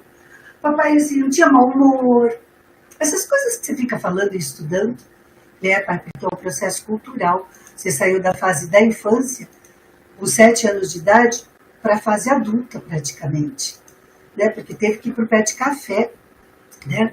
Então, o que é adolescência? São transformações de construção social, histórica, econômica e política. Pode passar, por favor. Puberdade é biológica, o mundo inteiro. Mas a Organização Mundial de Saúde diz isso. Pré, de 10 a 14, adolescência de 15 a 19, juventude de 15 a 24 anos. Pode passar. No Brasil, no ECA, está lá dizendo que a adolescência é de 12 até 18 anos de idade completo. Então, é referência desde 1990 para a construção de leis e programas que asseguram os direitos dessa população. Por favor, pode passar. Então, é uma construção social, que historicamente hoje se caracteriza pela tutela dos filhos, que acabam ficando mais tempo dentro de lares, né? Por favor, pode passar. E aí, como é que a gente fala de sexualidade e adolescência? Ela é uma energia que motiva as interações pessoais. Busca pelo amor ou pela atividade sexual. E é uma maneira de ser da gente. Como é que a gente se coloca nesse mundo sexualizado? Ela é construída a partir do que a criança nasce. Se tiver pai, mãe, responsável afetivo e afetiva, o ambiente vai favorecer uma sexualidade saudável. Minha mãe, antes de falecer, vai fazer 10 meses, pouco antes dos AVCs que ela teve, ela um dia virou para mim e falou, filha, posso pedir perdão para você? E eu tenho orgulho de dizer que eu tive pai e mãe excelente. O que foi, mãe? Você me perdoou que a mamãe não te educou sexualmente? Oh, mãe querida, imagina. Você não foi educada, você foi reprimida. Você achava que não deveria, ainda mais para nós meninas. Agora é eu que estudei tudo isso que vocês me proporcionaram, com muito privilégio que eu sempre tive, e que tenho 2 filhas, e sou professora universitária. Se eu não educar, se eu não falar sobre isso, eu não serei perdoada. Precisamos falar sobre isso. Para quê? Para que a adolescência seja um momento de bastante experiência saudável, em todos os aspectos, principalmente sexualidade. Jimena bem falou. Se a gente não fala sobre isso, a sexualidade ela pode acontecer com violências, com machismos, que ainda são, infelizmente, embutidos em meninos e meninas, não é só porque é homem, na gravidez precoce, que daí sobrecarrega a mãe solo, não existe mãe solteira, porque teve criança não é estado civil, é mãe solo. Só até agosto, mais de 500 mil crianças não tiveram o nome do pai nos registros de nascimento. E quando nos xingam, Alessandra, como eu fui xingada na aprovação do plano municipal, eu fui à Câmara Municipal, Alessandra. E você acredita que a gente não era audiência pública, não podíamos falar nada. O vereador começou a me xingar, você quer acabar com a família tradicional, eu que pertenço a isso, nem eu. Aí eu olhei para ele e fiz assim, está doido, né? Imagina. Aí vira uma travesti ao meu lado e diz assim, olha o meu celular, professora.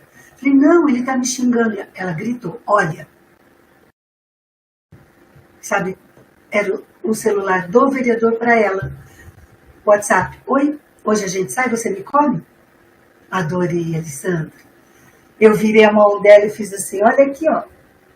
Porque em matéria de sexo tem gente que engole hipocrisia. E a Rota Morar Bons Costumes. Não sei na região de vocês, mas em Maringá tem de monte, tá? Maringá tem de monte, tá? Veja, eu digo que não existe a expressão ideologia de gênero, que existe a identidade de gênero. É o meu RG. E a orientação sexual que eu escolho. O que é identidade de gênero e não ideologia de gênero, tá? Identidade, eu sou uma mulher que que nasci com a genitália vulva, tá? Me vejo como feminina, isso é cisgênera. Pena que o tempo é muito pouco para eu explicar os detalhes, né, científicos necessários. Se a gente aprendesse lá na educação infantil tudo isso, não teria nenhuma pergunta. A gente nem ia estar falando de uma temática dessa. Né? Porque, por exemplo, como trabalhar isso em sala de aula porque é tão difícil? Não deveria ser difícil. Não deveria ser difícil. Né? E não é um assunto tão delicado. Como eu disse, não é polêmico, não é delicado. Ele é dialógico. É que não nos ensinaram e preferem ainda que a gente fique calada. E a pessoa trans, a identidade dela, ou nasce com a genitália pênis, mas se vê como mulher, mulher trans. Ou nasce com a genitália vulva e se vê como homem, homem trans. Então isso é identidade de gênero. Ai, professora, mas o mundo vai acabar. Não, vai continuar igualzinho. Do mesmo jeito, só não tendo tanta maldade, tanto preconceito. Mas, professora, 2 homens não fazem criança, 2 mulheres. Ah, mas adotam de quem não quis ficar com eles. Do casal hétero. Eu estou com uma orientanda de doutorado, já é doutora, que ela é casada com uma menina maravilhosa, fizeram agora reprodução assistida. O casalzinho está para nascer. Eu acho que serão 2 crianças mais amadas nesse mundo. Tamanha é o afeto que as une, o amor, o carinho, o cuidado que une essas pessoas, tá? Então, a gente tem que tentar entender. Ninguém nasce com ideologia de gênero, tá? Desculpa se eu expressei assim. Acho que eu não me expressei assim, né? Ninguém nasce com ideologia de gênero. O que tem é a identidade, é como eu me vejo. E a orientação sexual é de quem eu desejo me relacionar afetiva sexualmente. Eu sou uma mulher hétero. Sou fêmea e gosto de macho. 2 mulheres lésbicas se gostam. Bissexuais gostam tanto de fêmea quanto de macho. E não é ficar em cima do muro. Pessoas assexuais nem gostam. Não tem tesão, não tem desejo. Tem que diferenciar se não foram reprimidas. Isso sim. Agora, dizer que devem ter a ideologia, não, desculpa. Isso não existe, tá? Bom, pode continuar, por favor. Vou lá para o fim, que já minha hora, faltam 4 minutinhos. E eu digo, quais são os fatores? Então, tudo isso aqui eu posso deixar, fiquem com os slides, tudo eu estou falando. Quais as medidas educativas? Como trabalhar essa temática? Primeiro, veja, Guacira Lopes Louro, né, Gimena? Pode mais para frente um pouquinho. Foi sua orientadora. Ela diz que a escola é um dos lugares que mais aprisionam corpos. A escola é um dos lugares que não falam de sexualidade, quer dizer, falam sim, só não sabem lidar com ele. Porque quando eu vejo, por exemplo, sempre quando tem palestra presencial, que eu adoro, tá? Me chamem para ir até aí um dia, será um prazer. Mas quando eu escuto assim, mas professor, eu tenho um menininho de 5 aninhos que ele tem trejeitos. Adoro essa pergunta, é igual em tudo que é lugar. Aí eu olho para ela e eu digo, professor, eu também tenho trejeitos de lutar por um mundo melhor, mais justo, mais digno, de aceitar um monte de coisa para fazer, de estar envolvida num monte de comissão, de núcleo de estudos, de projetos, de programas de mestrado, doutorado, de bancas, porque o mundo anda precisando. Professor, o que são trejeitos para a senhora? E antes que ela responda, eu falo, é que você gostaria que ele estivesse na caixinha de macho. Como ele não está, a senhora acha que ele tem trejeitos. Aí ela olha, a resposta é sempre a mesma. É que ele vai sofrer, professora. Vai, porque tem gente que pensa como a senhora. Bate palminha em pé. Ela fica muito brava comigo. Mas é um jeito de desconstruir. Guacira Lopes Louro diz que os corpos, os gêneros, a educação e sexualidade ganham sentido socialmente. As inscrições de gênero feminino e masculino nos corpos sempre feito numa determinada cultura. Pode passar. Como trabalhar, então, finalizando? A escola, apesar de muitas gestoras, como você bem disse, Alessandra, professoras e funcionárias não se sentirem confortáveis para abordar sobre sexualidade, motivos religiosos, muitas vezes, falta de formação específica, nós devemos levar a educação sexual para a sala de aula. Trabalhar, sabe sobre o quê? Quando um menininho empurra uma menininha ou passa a mão no corpo dela, a gente para tudo e fala, não, na nossa sala de aula não, nós temos que ter o respeito pelo corpo da outra pessoa. Ninguém pode colocar a mão no corpo de outra pessoa sem pedir permissão. Para a escola parar de fazer tantas características sexistas que dizem, festa junina, por exemplo, menino mais alto, menina mais baixa. Vocês já dançaram festa junina? Quase sempre assim. Sempre tem que ter esse olhar. Então, vou trabalhar a sexualidade limpando primeiro de gente grande. Todos os preconceitos, todos os interditos. E mais, veja, a minha tese de doutorado, ela minha mãe estava lá na defesa, uma fofinha. Jimena, ela falava mais do que eu. Falei, mãe, fica quieta, não pode falar. Família italiana, Jimena é um horror. Vocês sabem bem, né? Fulano. Quando eu termino, ela falou, filha, a mamãe não entende. Você fez mestrado em psicologia na Unesp de Assis. Mas você faz doutorado aqui na Unesp de Araraquara. Não é em psicologia, filha? Falei, não, mãe, é educação escolar o programa. Ela virou, ela falou assim, não, filha, é putaria.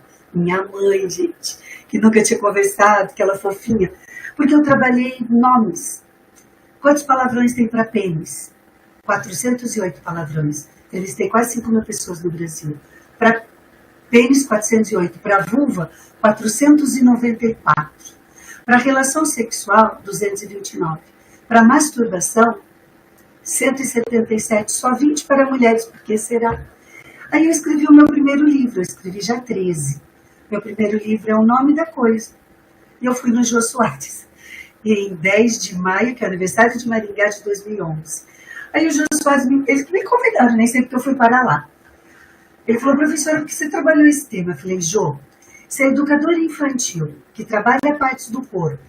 Ela coloca assim, olho, já viram isso? Caixa alta, nariz, boca, barriga, umbigo, perna. Ela pulou a parte dos órgãos sexuais. E quando ela põe nome, ela põe pipi e perereca, Jô. Perereca é anfíbio. É uma rã que salta por aí. A nossa não pode saltar. O nome é pênis e vulva.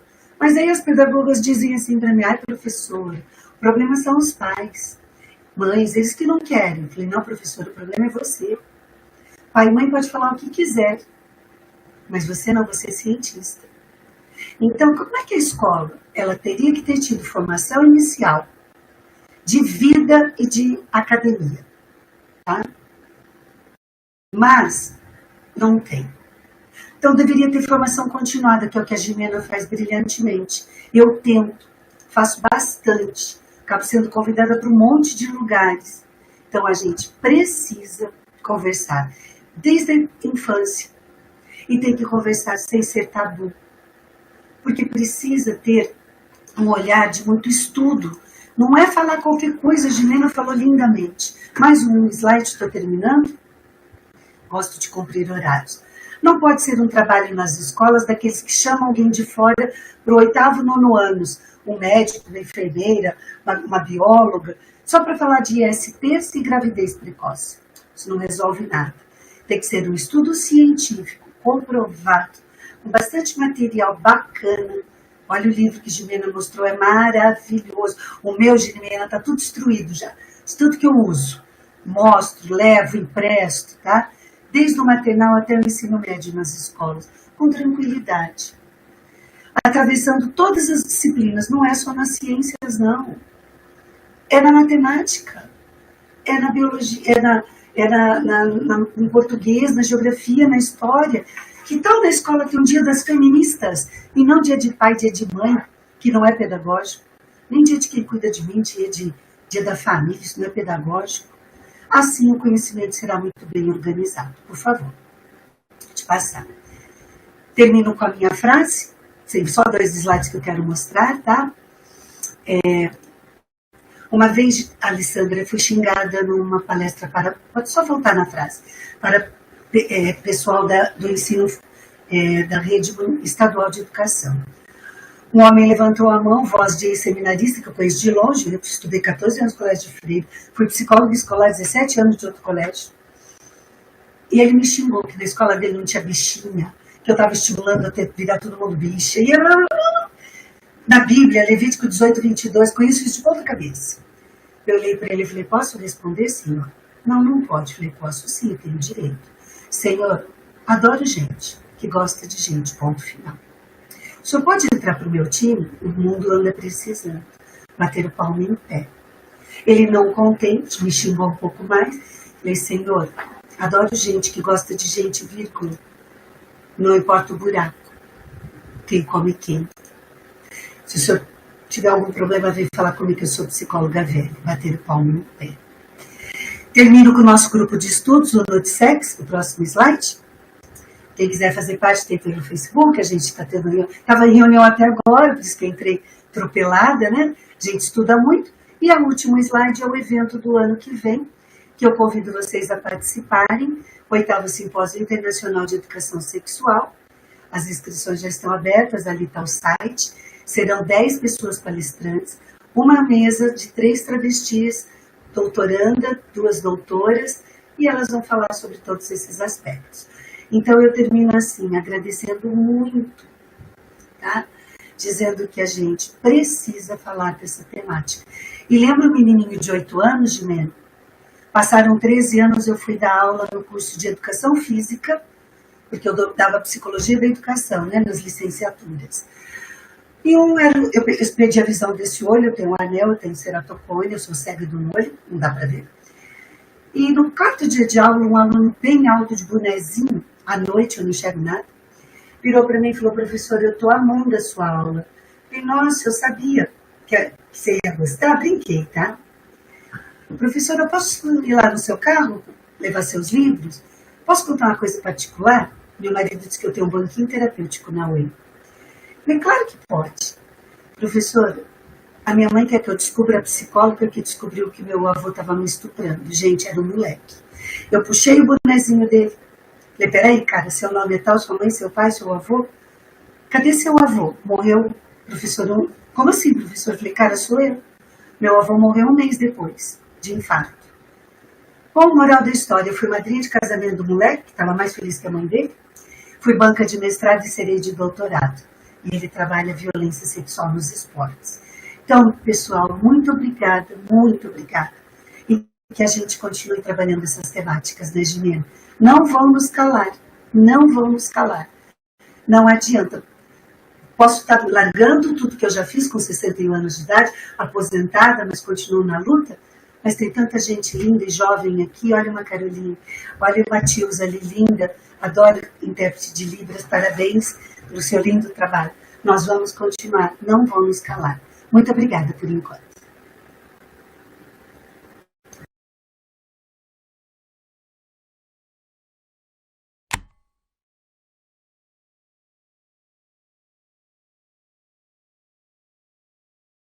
Carolina, tu está sem som. Eu não estou ouvindo, Carolina. Acho que tu vai ter que entrar, sair e entrar novamente, tá? Bom, enquanto a Carol faz esse processo aí, eu quero mais uma vez agradecer, né, a presença ilustre aí da Jimena, como eu disse, minha parceira de grupo de pesquisa, mesmo que a gente não tenha se encontrado no mesmo tempo, mas a gente foi parceira no mesmo espaço, né? Ambas tivemos o prazer de conviver lá no GERJ, com todo aquele grupo de pesquisadores maravilhosos que temos lá, fomentados, né, pela Guacira, que é uma grande inspiração para todos nós que estudamos a questão da educação sexual. E a Eliane também, tanto a Eliane quanto a Jimena, fizeram parte dos meus estudos, da minha tese.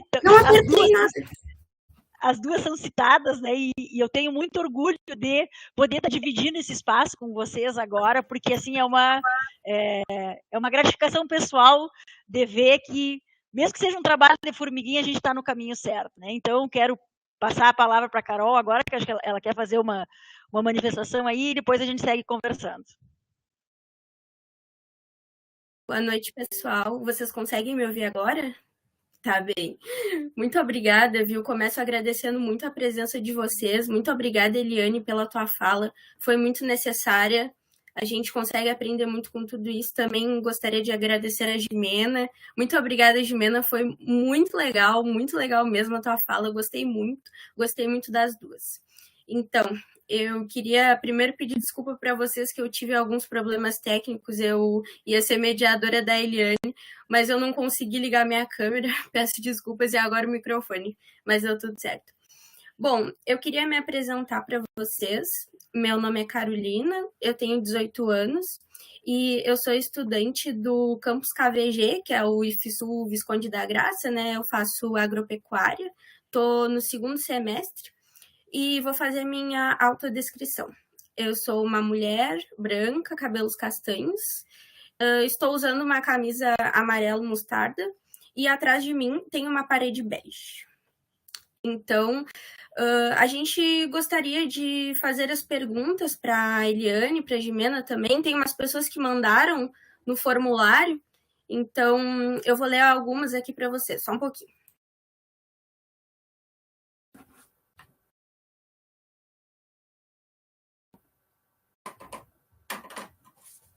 Aqui tem uma pergunta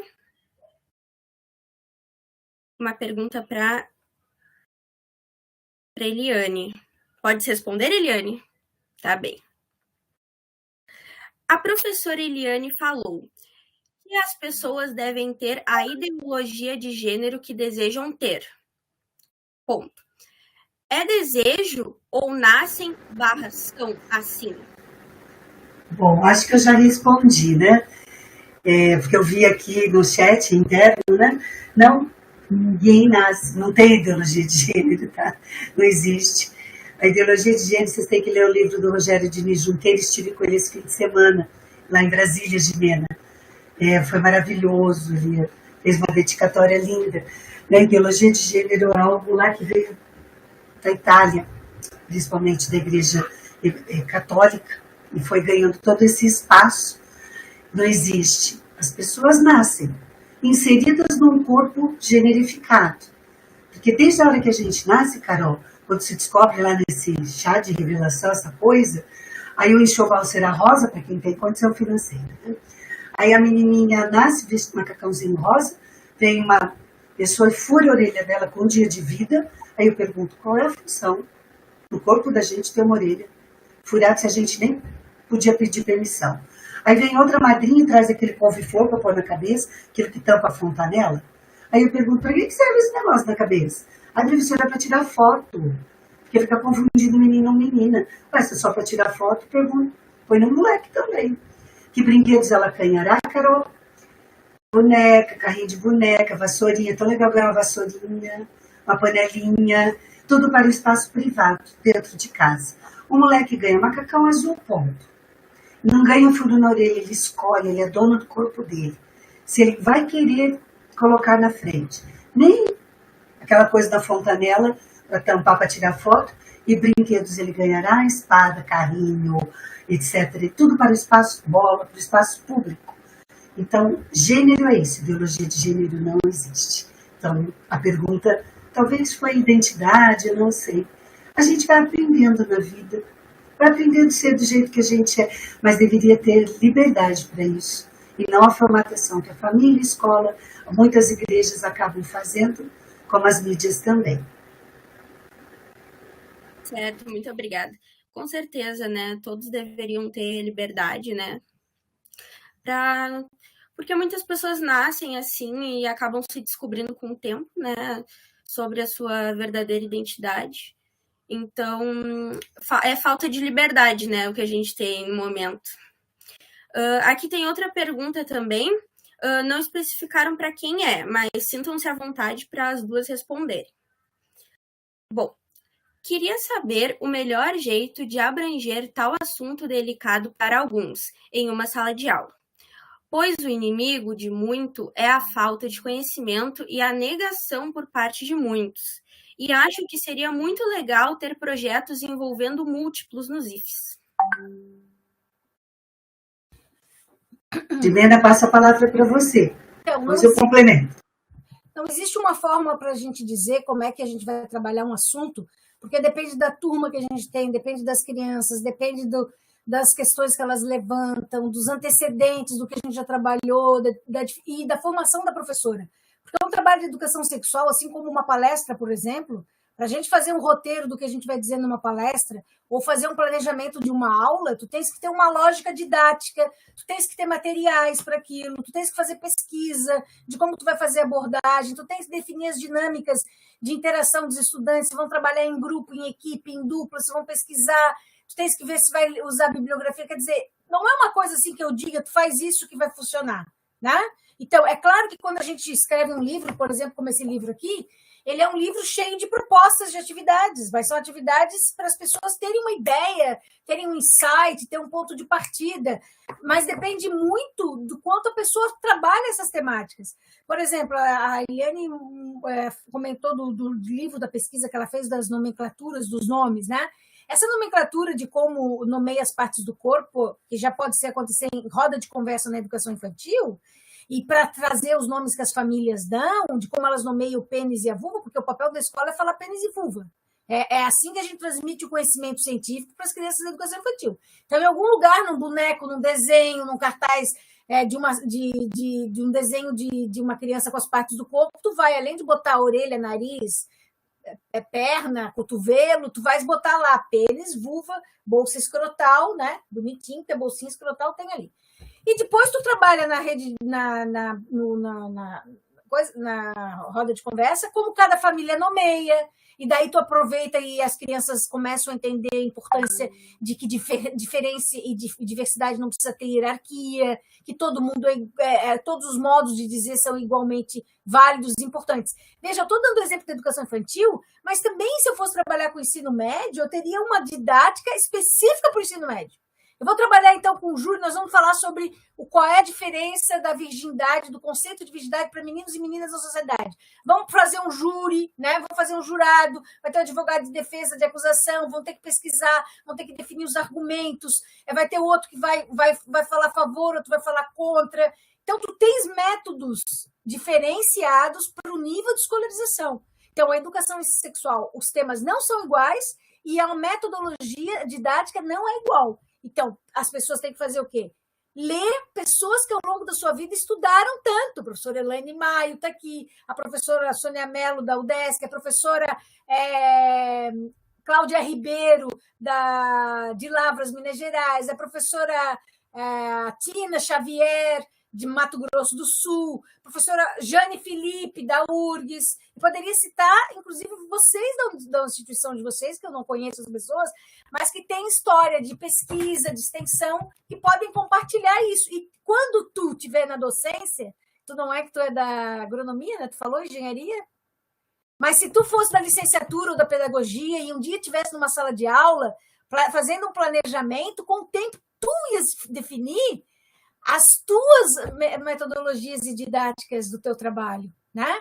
As tuas estratégias argumentativas, tu ia definir os exemplos que tu ia dar para as crianças, definir as perguntas que tu ias fazer para elas estimular o raciocínio e a resposta, as dinâmicas de grupo. Então, não tem fórmula, tem estudo, gente. Porque nós que trabalhamos com educação sexual não fazemos por opinião pessoal e nem por valor moral de qualquer religião nossa. Nós fazemos por estudos, por dados estatísticos, pesquisas no campo das ciências humanas e pesquisa no campo das várias estatísticas que fazem para definir políticas públicas, né? E se a gente, ao longo da nossa vida, nós nos sensibilizamos com o tema, Eliane, e resolvemos ser educadoras sexuais, e que também tu tens a tua história de que quando aconteceu, eu também tenho a minha, eu ia ser educadora ambiental, gente. Eu não era para ser educadora sexual. Eu fiz biologia para trabalhar com o meio ambiente. Mas de tanto eu entrar em sala de aula e as crianças e jovens me pedir para falar, eles diziam, professora, quando é que a senhora vai falar de sexo? E daí eu tive que me virar e comecei a ver isso, mas então... e para a gente assumir essa área é porque nós nos damos conta que para as crianças e para os jovens era importante. Não para nós, para eles. O quanto que aquela discussão transformava a vida dessas pessoas. E eu repito também, e das famílias também, gente, porque Vamos defender uma escola unida com a família, mas a família precisa entender que a escola tem currículo, tem proposta curricular. A escola não vai trabalhar o que cada família quer, é impossível, né? É impossível. Existe um currículo baseado no tipo de cidadão que a gente quer formar, na necessidade de resolver os problemas da sociedade, né? E dentro de um modelo de formação para o trabalho. É assim que funciona o currículo de uma escola.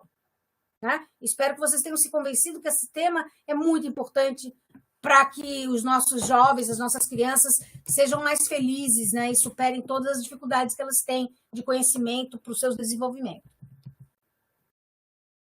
Muito obrigada, Jimena. Gostei muito da tua fala, foi muito bem colocada.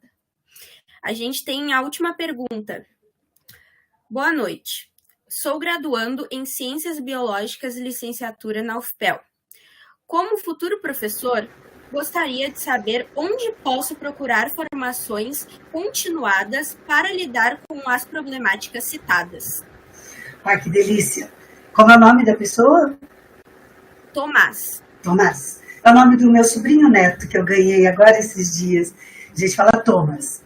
Não sei se é Tomás ou Thomas, tá? Obrigada pela pergunta, fantástica pergunta.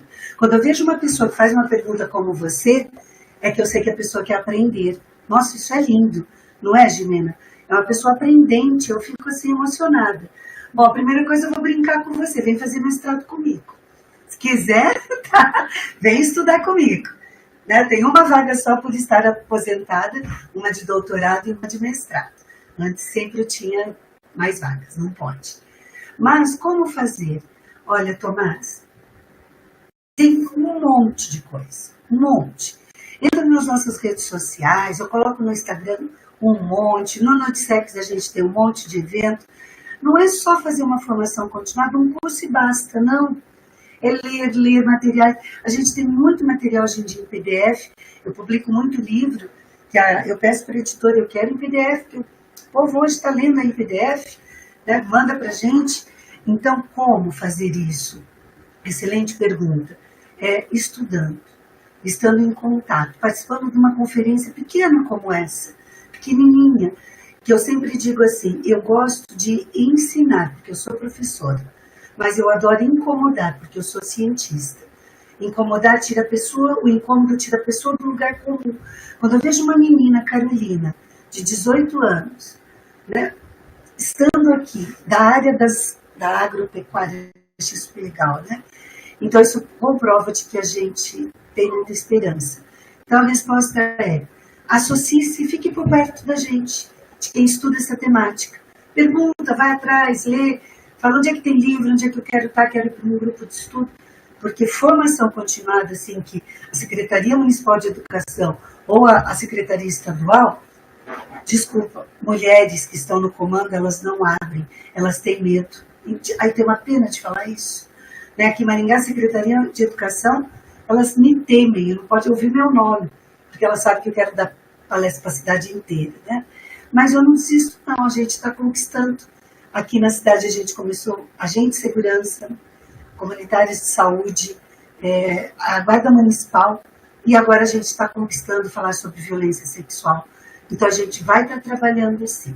Vai atrás, se quiser, me acha por aí que a gente conversa bastante, tá? Parabéns pela pergunta. Você vai longe, viu? Eu quero aproveitar e completar, Eliane, já que é a última pergunta, dizendo o seguinte, ó, esse livro aqui, tá? Ele foi escrito só por biólogos e biólogas do Brasil inteiro, lá do Norte, Nordeste, Sul, trabalham e fazem educação sexual na escola e que são biólogos e biólogas que, além da biologia, utilizam os estudos de gênero.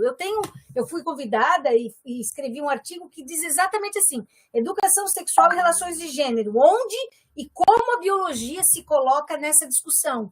Então, esse é um material muito importante, muito bom, para quem está trabalhando, tanto biologia como ensino de ciências da natureza, no ensino fundamental, que mostra como, em todos os campos do conhecimento, gente, na física, na geografia, na matemática, na educação física, existem pessoas que trabalham a partir dos estudos de gênero e tentam fazer essa discussão sobre sexualidade. Vejam que, portanto, a educação sexual é muito mais, mas muito mais mesmo do que a parte biológica de reprodução, gravidez.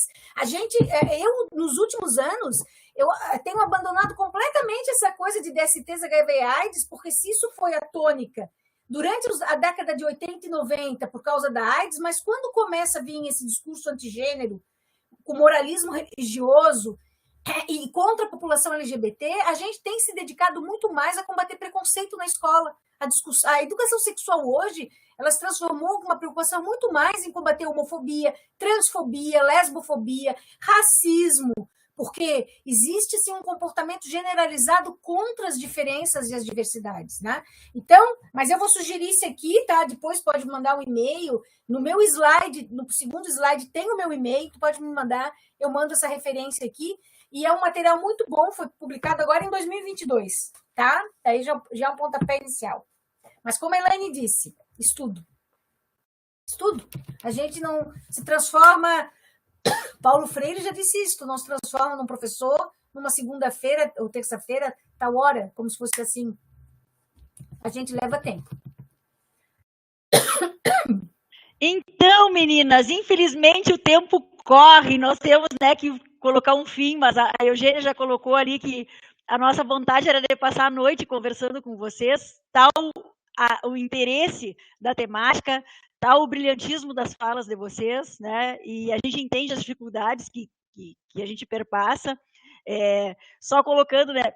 Vocês citaram vários casos da vida de vocês. Aqui em Bagé a gente tem, né? O IFE é uma escola diferente. E aí, logo que o IFE é uma instituição jovem, né? Tem 12 anos na cidade. E logo que a gente já começou com essa proposta, assim, de uma educação mais aberta, mais abrangente. E nós, por muitas vezes, fomos taxados na cidade como sendo uma escola fábrica de gays. Por quê? Porque nós abríamos, né, a questão da discussão, abríamos, né, o espaço para que os alunos fossem o que eles querem ser, o que eles são. Então, assim, eu fico muito feliz e retomo dizendo que bom que a gente está, mesmo que num passo de formiguinha, no caminho certo. Que bom que nós temos pessoas, né, que nos inspiram como vocês e que nos mostram que a gente está, né, fazendo aquilo que devemos fazer como educadores, como pais, como cidadãos. Então, assim, só tenho a agradecer vocês terem aceito o nosso convite em primeiro lugar. Quero agradecer a Carolina, aí, minha parceira de mediação, as nossas intérpretes de tios, né, a Francine e a Alexandra, que estiveram aqui conosco, acompanhando e promovendo essa questão da acessibilidade para que mais pessoas possam desfrutar desse rico trabalho e nos colocar à disposição, dizer que nós estamos de portas abertas. Quero perguntar para a Eliane se ela não tem vaga para pós-doutorado. Já que ela ofereceu para mestrado e doutorado, eu quero saber para pós-doutorado se ela tem uma vaga hoje. Tem uma terminando. Tem uma terminando pós-doc comigo, pode vir. É aberto, certo? Vamos manter os contatos, então, e dizer mais uma vez a nossa satisfação, né, de ter duas pessoas, dois ícones como vocês, aqui abrilhantando o nosso projeto. Muito obrigado, boa noite a todos, boa noite, Eugênia, né, a Mari, Mariane, que estava aí também nos bastidores, nos ajudando, todo o pessoal aí que nos dá essa cobertura também, que não aparece na tela, mas que está fazendo a tela aparecer. Então, é importante, né, a gente agradecer o esforço de cada um para que esse momento acontecesse. Obrigada, boa noite a todos, e continuamos dizendo que nós temos uma próxima live que vai acontecer no dia 8 de novembro, então não percam, né, esse projeto continue, dia 8 nós temos mais um momento que estaremos discutindo a sequência dessas nossas temáticas, tá bem? Muito obrigada e boa noite.